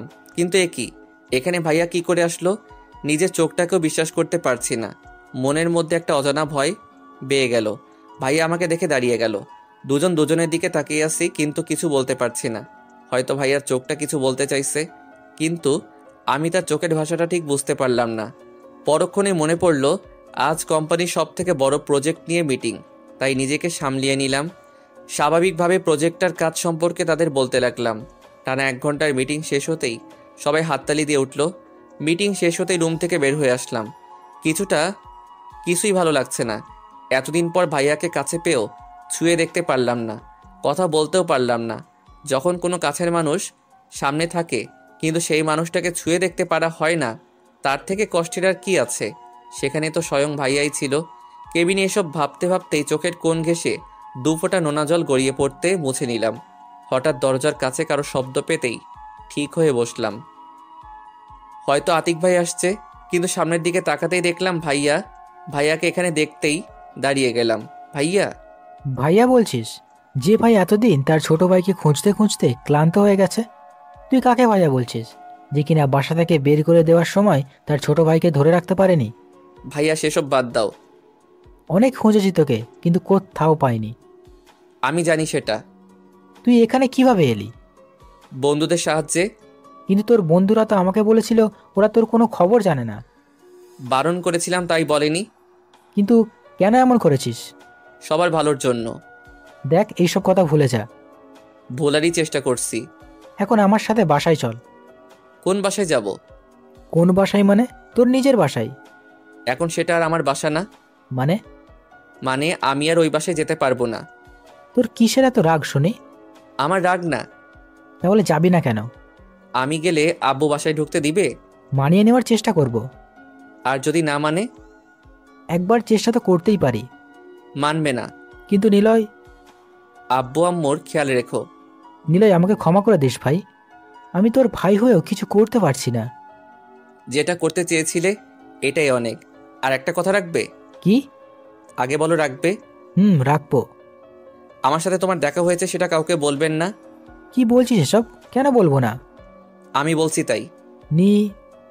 প্রমিস করেছো, এখন বাসায় যাও আর আব্বু আম্মুর যত্ন নিও। ভালো থাকিস ভাই। বাই। তোমরাও বাই। ভাইয়া চলে যাওয়ার পর চেয়ারে ধপাস করে বসে পড়লাম। এখনো আব্বু আমার উপর রেগে আছে। আব্বুকে এখনো জানতে চাইনি সেদিন কি হয়েছিল আমাদের মধ্যে। আর কেই বা বলবে? আব্বু তো তার কসম দিয়ে বারণ করেছে সবাইকে। মনের মধ্যে একের পর এক প্রশ্ন তৈরি হচ্ছে। 30 মিনিট এভাবে বসে থাকার পর আতিক ভাই কেবিনে আসলো। আসবো?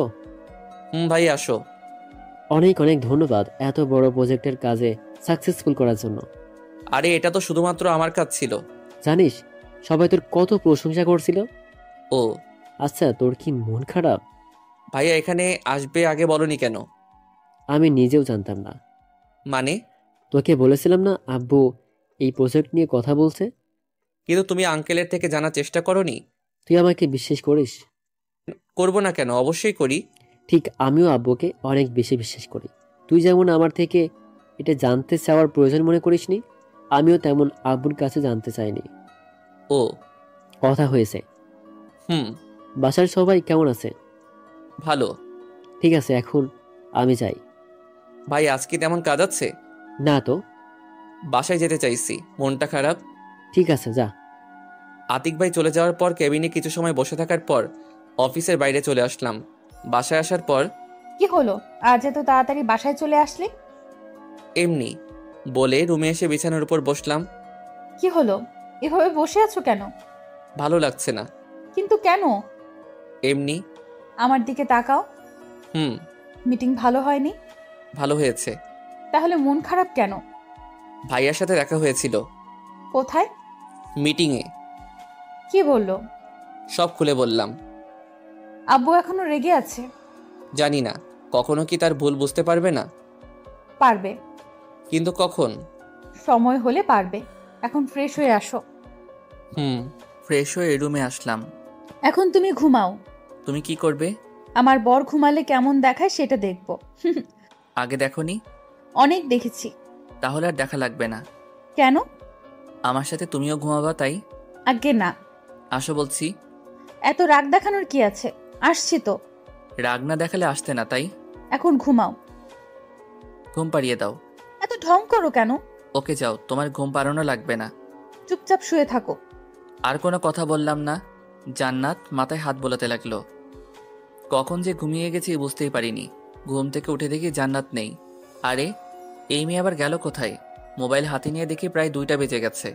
আর শুয়ে না থেকে উঠে ফ্রেশ হতে গেলাম। ফ্রেশ হয়ে এসে নিচে আসতে দেখলাম জান্নাত আর অবন্তী বসে পড়াশোনার কথা বলছে। আর মাত্র 5 দিন পর অবন্তীর এক্সাম শুরু।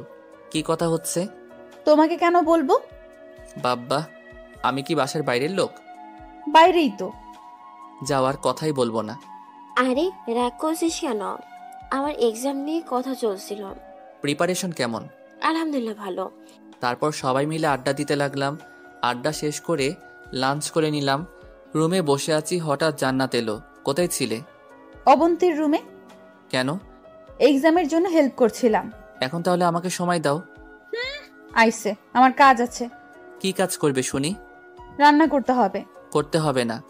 তাহলে খাবে কি? তুমি থাকলেই হবে। এখন বলছো, যখন ক্ষুধা লাগবে তখন আমাকে দোষারোপ করবে। কেন করব বাবু? ছাড়ো এখন। না, ছাড়বো না। সবসময় এত রোমান্টিক হওয়া ভালো না, বুঝলে?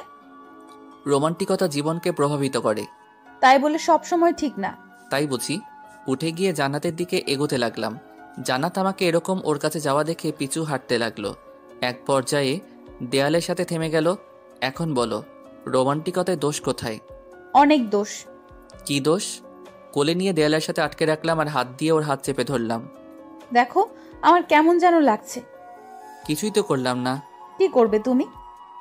তোমার এই গোলাপি ঠোঁট জোড়াকে নিজের করে নিতে চাই। একদম না। জি ম্যাডাম। না না না। জান্নাতকে কিস করলাম। ওর চেহারার দিকে তাকাতে দেখলাম ভালোই রেগে আছে। হেব্বি স্বাদ। রাখো তোমার স্বাদ, যখন তখন মন যা চাইবে তাই করবে। করবই তো। করবই তো। নামাও আমাকে। বাবু, আরেকটা দিলে খুশি হতাম। রাখো তোমার খুশি, আমি গেলাম। একটু তো দাঁড়াও। পারবো না। বলেই রুম থেকে চলে গেল। পাগলি একটা। রাতে খাবার খেয়ে ঘুমিয়ে গেলাম। পরের দিন, জান্নাত নাস্তা দাও। অবন্তী নিচে এসেছে? না। ওকে ডাকো। অবন্তী, অবন্তী। কেন, কি হয়েছে ভাইয়া? নাস্তা করবি না? নিচে আয় তাহলে। কি করছিলি? পড়ছিলাম। ও, এই যে সবাই নাস্তা করে নাও। ভাবি, একটা প্রশ্ন সলভ করতে হবে। নাস্তা শেষ করে করি। হ্যাঁ। তারপর তিনজনে নাস্তা করার পর অফিসে গেলাম। অফিসে কেবিনে বসে কাজ করছিলাম। এমন সময় আরোহী আর রুবেল আসলো। আরে তোরা, কিছু বলবি? বলার জন্যই তো এসেছি, তাই না? বল তাহলে কি বলবি? আমরা চাইছি এখন বিয়ে করব। ভালো সংবাদ। তো কবে করছিস? এখনো ঠিক হয়নি। তো ডিসিশন নাও। আমি চাইছি 1 মাস পর করি। এত তাড়াতাড়ি? 1 মাস? সেটা আবার তাড়াতাড়ি হয় নাকি? বাব্বা, বিয়ের জন্য দেখছি একদম উঠে পড়ে লাগছো। কারণ কি? কারণ কিছুই না। ঠিক আছে, করে নাও তাহলে।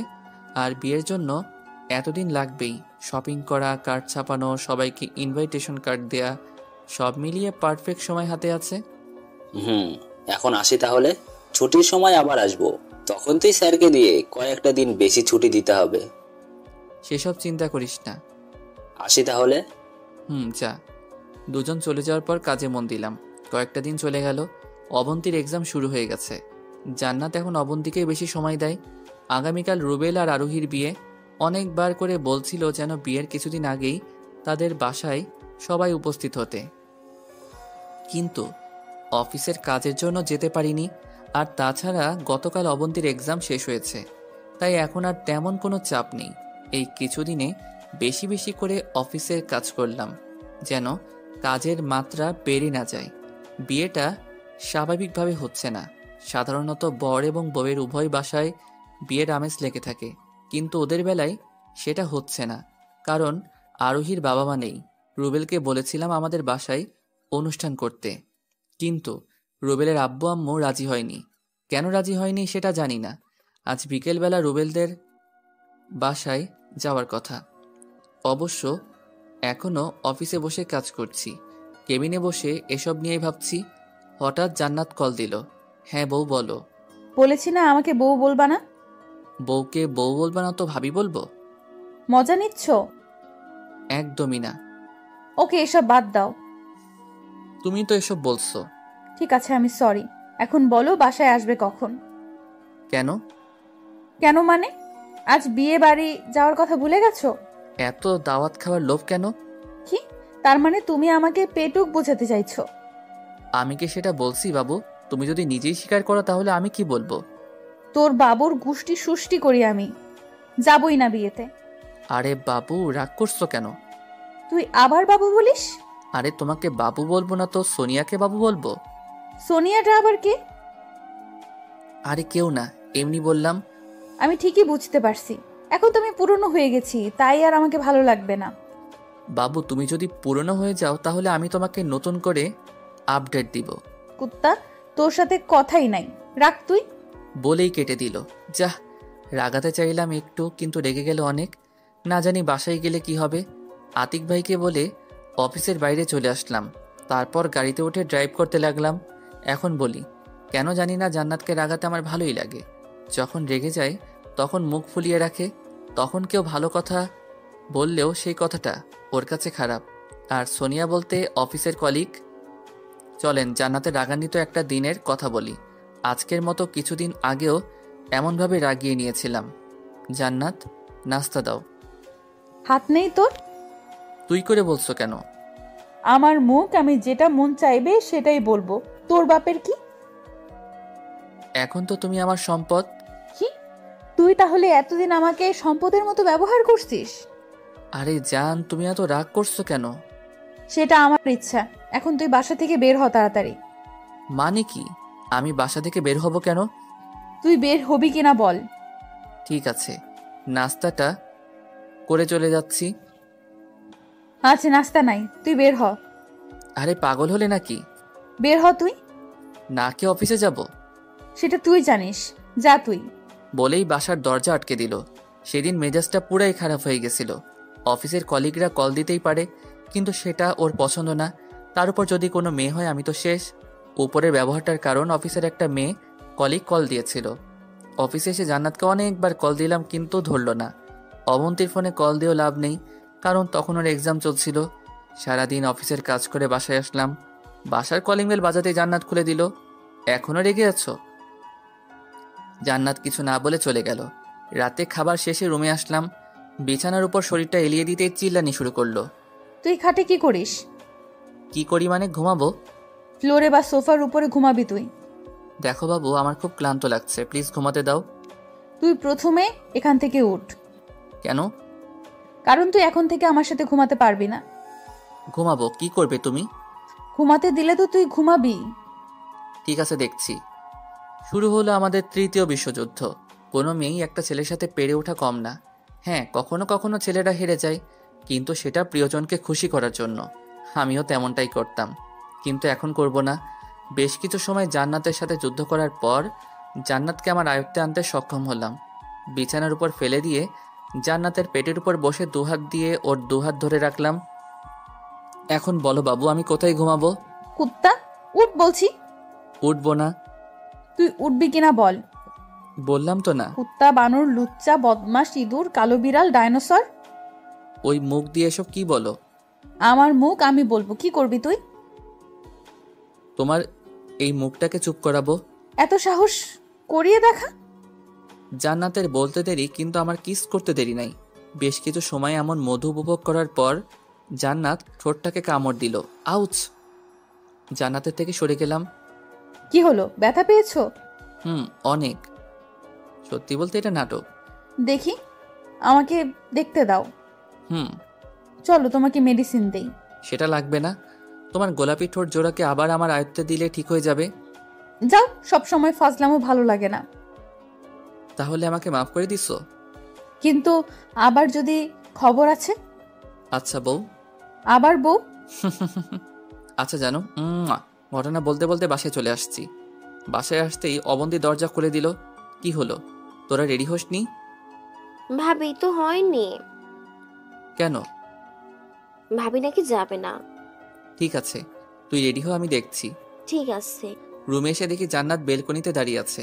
যখনই মন খারাপ বা রাগ করে তখনই বেলকনিতে গিয়ে দাঁড়িয়ে থাকে। পেছন থেকে জান্নাতকে জড়িয়ে ধরে বললাম, বাবুটার এত রাগ কেন? জান্নাত কিছু বলল না। কি হলো, যাবে না তুমি? না। ঠিক আছে, না গেলা। আর জানোই তো বিয়ে বাড়িতে অনেক সুন্দর সুন্দর মেয়ে থাকে। তুমি যদি না যাও তাহলে তাদের সাথে সময়টা কাটাতে হবে। এটুকু বলেই ফ্রেশ হতে গেলাম। আমি জানি জান্নাত এখন রেগে গিয়ে রেডি হবে, কারণ কোনো মেয়ে চায় না তার স্বামীর ভাগ অন্য কোনো মেয়ে পাক। ঠিক জান্নাতও তেমন। দীর্ঘ সময় নিয়ে বাথরুমে থাকার পরে রুমে আসতেই দেখলাম জান্নাত রেডি হয়ে গেছে। মলম কাজে লাগছে। কি হলো, তুমি রেডি হলে কেন? কারণ আমিও যাব। তুমি তো বললে যাবে না। বলছিলাম, কিন্তু তুই যদি ওখানে গিয়ে অন্য মেয়েদের সাথে লুচুগিরি করিস, সেটার জন্য আমি যাচ্ছি। আমাকে কি তোমার লুচু মনে হয়? এক নাম্বারের লুচু বেটা। হয়েছে হয়েছে, আর বলতে হবে না। মাত্রই তো শুরু করলাম, বলি আরেকটু। তুলা হবে কোথায়? কেন? কারণ তোমার কথাগুলো যেন আমি শুনতে না পাই। তোরে তুলা কেন? দরকার পড়লে তোর কানে গিয়ে চিল্লিয়ে বলবো। আচ্ছা বলো, এখন চুপ থাকো। চুপ থাকবো না, থাকছি না। তুমি কি মিছিল করছো? মানে এভাবে তো মিছিলের লোকজনই চিল্লাচিল্লি করে। ধুর, তোর সাথে কথা বলাই এক প্রকার বোকামি ছাড়া কিছুই না। বুঝতে তাহলে পারছো? জান্নাত কিছু না বলে বাইরে চলে গেল। রেগে আছে প্রচুর পরিমাণে। জান্নাত আজ কালো কালারের শাড়ি পরেছে, তাই ম্যাচিং করে আমিও কালো ড্রেস পরলাম। না হলে বিয়েবাড়িতে গিয়েও বলবে অন্য মেয়েদের জন্য ওর সাথে ম্যাচিং করে ড্রেস পরিনি। সে যাই হোক, ড্রেস পরে নিচে আসলাম। তারপর 3 জন মিলে রওনা দিলাম। আমাদের বাসা থেকে রুবেলদের বাসা প্রায় 1 ঘন্টার পথ। কিছু সময় পর রুবেলদের বাসায় আসলাম।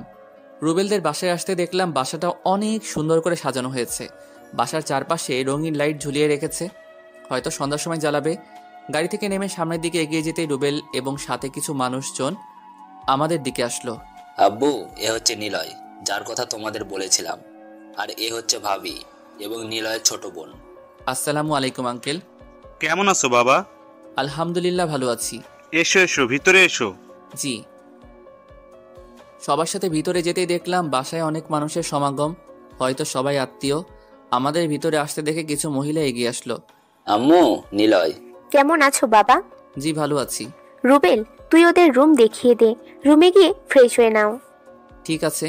সেখান থেকে চলে আসলাম। রুবেল, তোর আব্বু আম্মু তো অনেক ভালো, তাই না বউ? তুমি এখানেও? বিয়ে বাড়িতে কিছু বলো না জানো। আর রুবেল আরোহী কোথায়? রুমে বসে আমার কাজিনদের সাথে আড্ডা দিচ্ছে। দেখা করিয়ে নিয়ে আসি চল। এখন না, পরে দেখা করে নিব। এখন খুব ক্লান্ত লাগছে। তুই বরং জান্নাত আর অবন্তীকে সাথে নিয়ে যা। ঠিক আছে, তোকে আগে রুমটা দেখিয়ে দিয়ে আসি চল। রুবেলের সাথে একটা রুমে এসে ফ্রেশ হয়ে নিলাম। জান্নাত অবন্তী ফ্রেশ হয়ে আরোহীর কাছে গেছে। নিজেকে খুব ক্লান্ত লাগার জন্য ঘুমিয়ে গেলাম। জান্নাতের কাহিনী। ফ্রেশ হয়ে রুবেলের সাথে আরোহী রুমে যেতেই দেখলো কিছু মেয়ে বসে গল্প করছে। আরোহী, এরা হচ্ছে ভাবি আর নিলয়ের বোন। ভাবি, এখানে এসো। আর আরোহী, আমি আসলে সরি। কেন? তোমাকে সেদিন না জেনেই ফোনে আজে বাজে কথা বলে ফেলেছিলাম। তুমি এখনো সেসব মনে রেখেছো? আসলে কি জানো, কোনো মেয়েই তার ভালোবাসার মানুষটার ভাগ কাউকেই দিতে চায় না। আর নিলয় তোমাকে সত্যি অনেক বেশি ভালোবাসে। তুমি কখনো কষ্ট দিও না। জানি বলেই ওর হাত ধরে এখানে চলে এসেছি। আর এসব বাদ দাও, ওদের সাথে পরিচয় করিয়ে দেয়। সবার সাথে পরিচয় করিয়ে দিয়ে নিজেদের মতো আড্ডা দিতে লাগলো। কখনো হাসাহাসি, আবার কখনো গান নিয়ে মেতে উঠলো। আচ্ছা, হলুদ পর্ব কখন? সন্ধ্যার পর। ও ভাবি, আমরা চাচ্ছি হলুদ শেষে সবাই মিলে নাচ গান করব। সেটা তো সবাই করে। কিন্তু ভাইয়া বারণ করেছে। কেন? সে নাকি এসব পছন্দ করে না। আরোহী, তোমার পছন্দ তো? আমার তো ভালোই লাগে, কিন্তু কোনো কিন্তু না, অনুষ্ঠান হবে। সত্যি? কিন্তু কিভাবে? সেটা আমার উপর ছেড়ে দাও। তারপর সবাই মিলে লম্বা সবাই নিয়ে গল্প করতে লাগলো। হলুদ পর্ব শেষ করে সবাই মিলে রাতের খাবার খেয়ে নিল। একটা কথা ছিল। কি বলো? নাচ গানের অনুষ্ঠানের ব্যবস্থা করে দাও না। কেন? আমি সবাইকে কথা দিয়েছি। তো করো। রুবেল নাকি বারণ করেছে। তোমরা সবাই ছাদে যাও, আমি দেখছি। ওরা সবাই চলে যাওয়ার পর রুবেলকে ভুলভাল বুঝিয়ে রাজি করলাম। সবাই উপরে, তাই আমিও রুবেলকে সাথে নিয়ে ছাদে গেলাম। আরোহী আর রুবেলকে একসাথে বসিয়ে দিয়ে যে যার মতো বসে আছে। হঠাৎ কেউ একজন বলে উঠল, এখন কি চলবে? সবাই চুপ হয়ে গেল, কিন্তু সবার মাঝে থেকে অবন্তী বলল, নাচ। কিন্তু আগে নাচবি কে? রুবেল ভাই এবং আরোহী আপু। এই না, আমি নাচ পারি না। সেটা বললে হবে না ভাইয়া, চলো শুরু করো। আরে সত্যি পারি না। ভাইয়া, ওই নাচটা দাও। রুবেলের খালাতো ভাই বলল, আরো অনেকে আছে, কিন্তু এই ছেলেটা সবার থেকে শান্ত। ওটার মনে নেই। ভাবি মনে করে দিবে। কি বলো ভাবি? আমি রাজি। অনেক জোরাজুরির পর শুরু করলো কাপল ড্যান্স। কিছু সময় পর ওদের নাচ শেষ হলো। তারপর রুবেলের কাজিনদের পালা।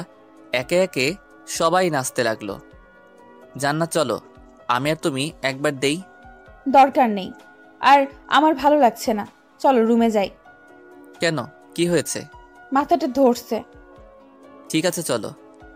জান্নাত আর আমি বসা দেখে দাঁড়ালাম। রুবেল তোরা থাক, আমরা গেলাম। কেন ভাই, রুমে গিয়ে? চুপ শালা, জান্নাতের মাথা ব্যথা করছে। ও ঠিক আছে যা, আর মেডিসিন লাগলে আমাকে কল দিস। আর অমন্তি ঘুমাবি কার সাথে? পিনারদের সাথে। ঠিক আছে, আমরা গেলাম। ধন্যবাদ, গুড নাইট। Good night. জান্নাতকে সাথে নিয়ে রুমে আসলাম। প্রথমে ভেবেছিলাম ওকে জ্বালাবো, কিন্তু শরীরটা খারাপ হওয়ার জন্য আর কিছু বললাম না। দুজন ঘুমিয়ে গেলাম। পরের দিন সকাল হতেই বাসায় আনন্দের আমেজ বিরাজ করতে লাগলো। সবাই যার যার মতো কাজ দিয়ে ব্যস্ত। জান্নাত আরোহীকে প্রস্তুত করার জন্য কাজ করছে। অবন্তী রুবেলের কাজিনদের সাথে মেতে উঠেছে। সবাই যার যার মতো আনন্দ করছে। শুধুমাত্র আমি নাদান পোলার মতো বসে আছি। কয়েকবার কাজে হাত দিতে গিয়েও পারিনি। একবার রুবেলের আম্মু, আবার কখনো তার আব্বু বারণ করেছে। চুপচাপ বসে আছি। হঠাৎ কারো ডাকে ঘোর কাটলো। হাই, আমি জেরি। আমি নিলয়। আপনাকে ঠিক চিনলাম না। আমি রুবেলের অফিসের কলিগ। ও, আর আমি ওর বড় ফুপ্পুর মেয়ে।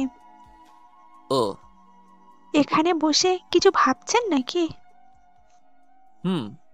কি ভাবছেন? বউয়ের কথা। বউ নাকি গার্লফ্রেন্ড? বউয়ের। আপনি বিয়া করছেন? কেন, আমাকে দেখে কি মনে হয়? দেখে মনে হচ্ছে অবিবাহিত। বাট আমি বিবাহিত। সে যাই হোক, বন্ধু হতে পারি? পারমিশন নিতে হবে। কার থেকে? আমার বউয়ের থেকে। বউকে এত ভয় পান? ভয় না, ভালোবাসি। তারপর আরো কিছু সময় মেয়েটার সাথে কথা বলতে লাগলাম। অনেক বেশি কথা বলে, অনিচ্ছা সত্ত্বেও কথা বলতে হচ্ছে। দুজন কথা বলছি, হঠাৎ রুবেল আসলো। জেরি, তুই এখানে কেন? তোর কলিগের সাথে কথা বলি। নিলয় আমার কলিগ না, অফিসের স্যার। কিন্তু উনি তো বললো কলিগ। মিথ্যা বলছে। ওই, আপনি আমাকে মিথ্যে বললেন কেন? আমার কাছে যেটা সত্যি সেটা বলছি। আর অফিসের সবাইকে আমি বন্ধু মনে করি, কিন্তু তারা যদি স্যার ভাবে, আমার কিছু করার নেই। অনেক সুন্দর করে তো কথা বলতে পারেন। বউ শিখিয়ে দিয়েছে। সবকিছু কি বই শিখিয়ে দেয়? সব না, তবে কিছু কিছু জিনিস যেগুলো আমার মিষ্টি বউটা শিখিয়ে দেয়। আপনার বউটা কোথায়? আরোহী রুমে আছে, তুই যা। জেরি চলে যাওয়ার পর রুবেল বলল, তুই ওর সাথে কি কথা বলছিলি? তেমন কিছুই না। কেন? ভাবি দেখে রেগে গেছে। আমি তো ইচ্ছা করে বলিনি, সে নিজে থেকেই বলতে আসছিল। তুই ভাই আজ গেছিস? চিন্তা করিস না, ঠিক করে নিব। আর তুই এখানে কেন? গোসল করবি কখন? এখন করব। যা তাহলে। আর তুইও যা। রুবেল চলে যাওয়ার পর সেখানে কিছু সময় বসে থাকার পর রুমে চলে আসলাম। রুমে আসতে দেখলাম জান্নাত মাথা নিচু করে বসে আছে। ও আবার কখন রুমে আসলো দেখি, জিজ্ঞাসা করি আগে, তুমি কখন আসলে? আবার চুপ করে আছো কেন? কখন আসলে? কেন দেরি করে আসলে কি ওই মেয়েটার সাথে আরো বেশি কথা বলতে পারতে? কি সব যাতা বলছো? আমি তো যা তাই বলবো, কিন্তু যখন ওই মেয়েটার সাথে কথা বলছিলি তখন খুব ভালো লাগছিল, তাই না? দেখো জান্নাত, এসব শুনতে কিন্তু আমার একদম ভালো লাগছে না। আমার কথা তো ভালো লাগবেই না। এখন অন্য কাউকে পেয়েছো, তার সাথে কথা বলতে ভালো লাগে। জান্নাত থাপ্পড় খেয়ে গালে হাত দিল। আমাকে কি মনে করো তুমি? আমি ওই মেয়েটার সাথে উপর দিয়ে কথা বলতে গেছিলাম? জান্নাত চুপ করে আছে। যখন তুমি আরোহীর কাছে ছিলে তখন আমি একা একা সেখানে বসেছিলাম, কিন্তু হঠাৎ ওই মেয়েটা এসে পরিচয় নিল। আর যদি বিশ্বাস না হয় তাহলে ওই মেয়েটার থেকে জিজ্ঞেস করো আমি তার সাথে কি এত প্রেমের কথা বলেছি। কথাগুলো বলার পর দেখলাম জান্নাতের চোখে জল। কি করব, কথায় কথায় সন্দেহ করা একদম আমার পছন্দ না। বাসায় এরকম করে কিছু বলি না, কিন্তু তাই বলে বিয়ে বাসায় এসেও এমন করবে? কিছু সময় চুপ থাকার পর নিজে থেকে বললাম, যাও রেডি হয়ে নাও। আমি বাসায় যাব। মানে? মানে আমি এখানে আর থাকবো না। দেখো বাবু প্লিজ এমন পাগলামো করো না। আমি বাসায় যাব মানে বাসায় যাব। এই না, আমি সরি। এই দেখো কান ধরছি, আর কখনো তোমাকে মারবো না। তারপরও প্লিজ যেও না। তুই আমাকে ছাড়বি? না, আগে বলো থাকবে। থাকবো না। ঠিক আছে, ওয়েট। গিয়ে দরজাটা আটকিয়ে দিলাম। তুই দরজা বন্ধ করলি কেন? যেন তুমি যেতে না পারো। তুই সামনে থেকে সর। এখন ওকে ছেড়ে দিলেই চলে যাবে আমি জানি, তাই একটা মেডিসিন দিলাম। জান্নাতের ঠোঁটের সাথে আমার ঠোঁট জোড়াকে একত্রে করে নিলাম। কিছু সময় পর ছেড়ে দিব, কিন্তু সেটা আর হলো না। ছেড়ে দেওয়ার আগ মুহূর্তে জান্নাত আমার ডাকে সাড়া দিয়ে নিজে থেকেই আমার মাথার চুল খামচে ধরে, আরও গভীরতায় নিয়ে গেল। অনেকক্ষণ পর ছেড়ে দিল। ছেড়ে দেওয়ার সাথে সাথে আমি জোরে জোরে নিঃশ্বাস নিতে লাগলাম, কিন্তু জান্নাত ছেড়ে দেওয়ার পরপরই কান্না শুরু করলো। বিছানার উপর বসে মাথা নিচু করে কান্না করতে লাগলো। কি হলো, কান্না করছো কেন? তুমি জানো না তোমার সাথে কোনো মেয়ে কথা বললে আমার একদম সহ্য হয় না, তারপরও কেন তুমি অন্য মেয়েদের সাথে কথা বলো? আমি তো বলতে চাই না, কিন্তু তোমার বরটা অনেক কিউট, তাই সব মেয়েরা কথা বলতে চাই। নিজের সুনাম নিজেই করে। সে যাই হোক, তোমাকে হাসাতে পারছি এটাই অনেক। এখন যাও, রেডি হয়ে নাও, আমি বাইরে যাচ্ছি। সেটার দরকার নেই, বলা তো যায় না বাইরে গিয়ে আবার অন্য মেয়েদের সাথে কথা বলবে। তো আমি কি করব? আমার সাথে তুমিও রেডি হবে। কি? কি না জি। এখন চলো গোসল করব। এসব জেনে আর আপনাদের লাভ নাই। দুজন মিলে রেডি হয়ে বাইরে আসলাম। বাইরে আসার পর থেকে জান্নাত আমার হাত ধরে আছে, কোথাও যেতে দিচ্ছে না। আমাদের এমন দেখে অনেকে হাসাহাসি করছিল, আবার অনেকে হিংসাও করছিল, কারণ তাদের স্ত্রী বা স্বামী আমাদের মতো করে চলাফেরা করছে না। তারপর বিয়ের সব নিয়মকানুন শেষ করে বিয়ে পড়ানো হলো। জান্নাত আগে থেকে জেদ ধরে আছে বাসায় যাবে, তাই আঙ্কেল আন্টি থেকে বিদায় নিয়ে রাতেই বাসায় চলে আসলাম। বাসায় আসার পরে ফ্রেশ হয়ে নিলাম, রুমে বসে ফোন টিপছি। হঠাৎ জান্নাত বলল, আমি সরি বাবু। কি বললে? কারণ জান্নাত যে চিজ, সেই এখন আমাকে সরি বলছে। এটা বিশ্বাস করতেও আমার কেমন জানি কষ্ট হচ্ছে। অবাক হচ্ছ কেন? ওই মেয়েটা আমাকে সব বলেছে, তোমাদের কি কি কথা হয়েছে। কি বললো মেয়েটা? তুমি আমাকে নিয়েই সব বলেছো। ওই সব। তাহলে আমার পুরস্কার দাও। কি পুরস্কার? আজ রাত। এসব না, অনেক ক্লান্ত লাগছে। এত কিছু জানি না, দিতেই হবে। না। ওকে যাও, লাগবে না। হয়েছে, আর ঢং করা লাগবে না। তারপর যা হবার তাই হলো। দুজনে চলে গেলাম অজানা ভালোবাসার ডুবসাগরে। 2 বছর পর কিছুদিন আগে জানতে পেরেছি জান্নাত আমাদের সন্তানের মা হতে চলেছে। জান্নাতের গর্ভে 3 মাসের বাচ্চা আসতে আসতে বড় হচ্ছে। যেদিন জান্নাত আমাকে এই খুশির খবর দিয়েছিল, সেদিন থেকেই জান্নাতের উপর আলাদাভাবে যত্ন নেওয়া শুরু করছি। আগের মতো আর কাজ করতে দেয় না। বাসায় একটা কাজের বুয়া রাখতে চেয়েছিলাম, কিন্তু সেটা হয়নি। 3 জন খাবার টেবিলে আসি, তখন বললাম আমি চাইছি বাসায় একটা কাজের লোক আনতে। তোমরা কি বলো? সেটা দরকার নেই। কেন? এতদিন ভাবি সব করেছে, কিন্তু এখন থেকে আমি করব। কিন্তু তোর কলেজ? সেটা আমি দেখব। লাগবে না, আমি কাজের জন্য লোক আনছি। তুমি এত কথা বলো কেন? আমি আর অবন্তী মিলে করতে পারবো। যদি সমস্যা হয়? হবে না। আর তাছাড়া আমি তো আগে বাসায় কাজের লোকের মতো জীবনযাপন করেছি, তাই আমি পারবো। অবন্তিকালে হাত দিয়ে চুপ করে আছে। অবশ্য জান্নাত না মারলেও আমিই মারতাম। তোকে বলছি না, আগের বাসার কথা কখনো মনেও আনবি না। আর আজ তুই সেটা আমাদের সামনে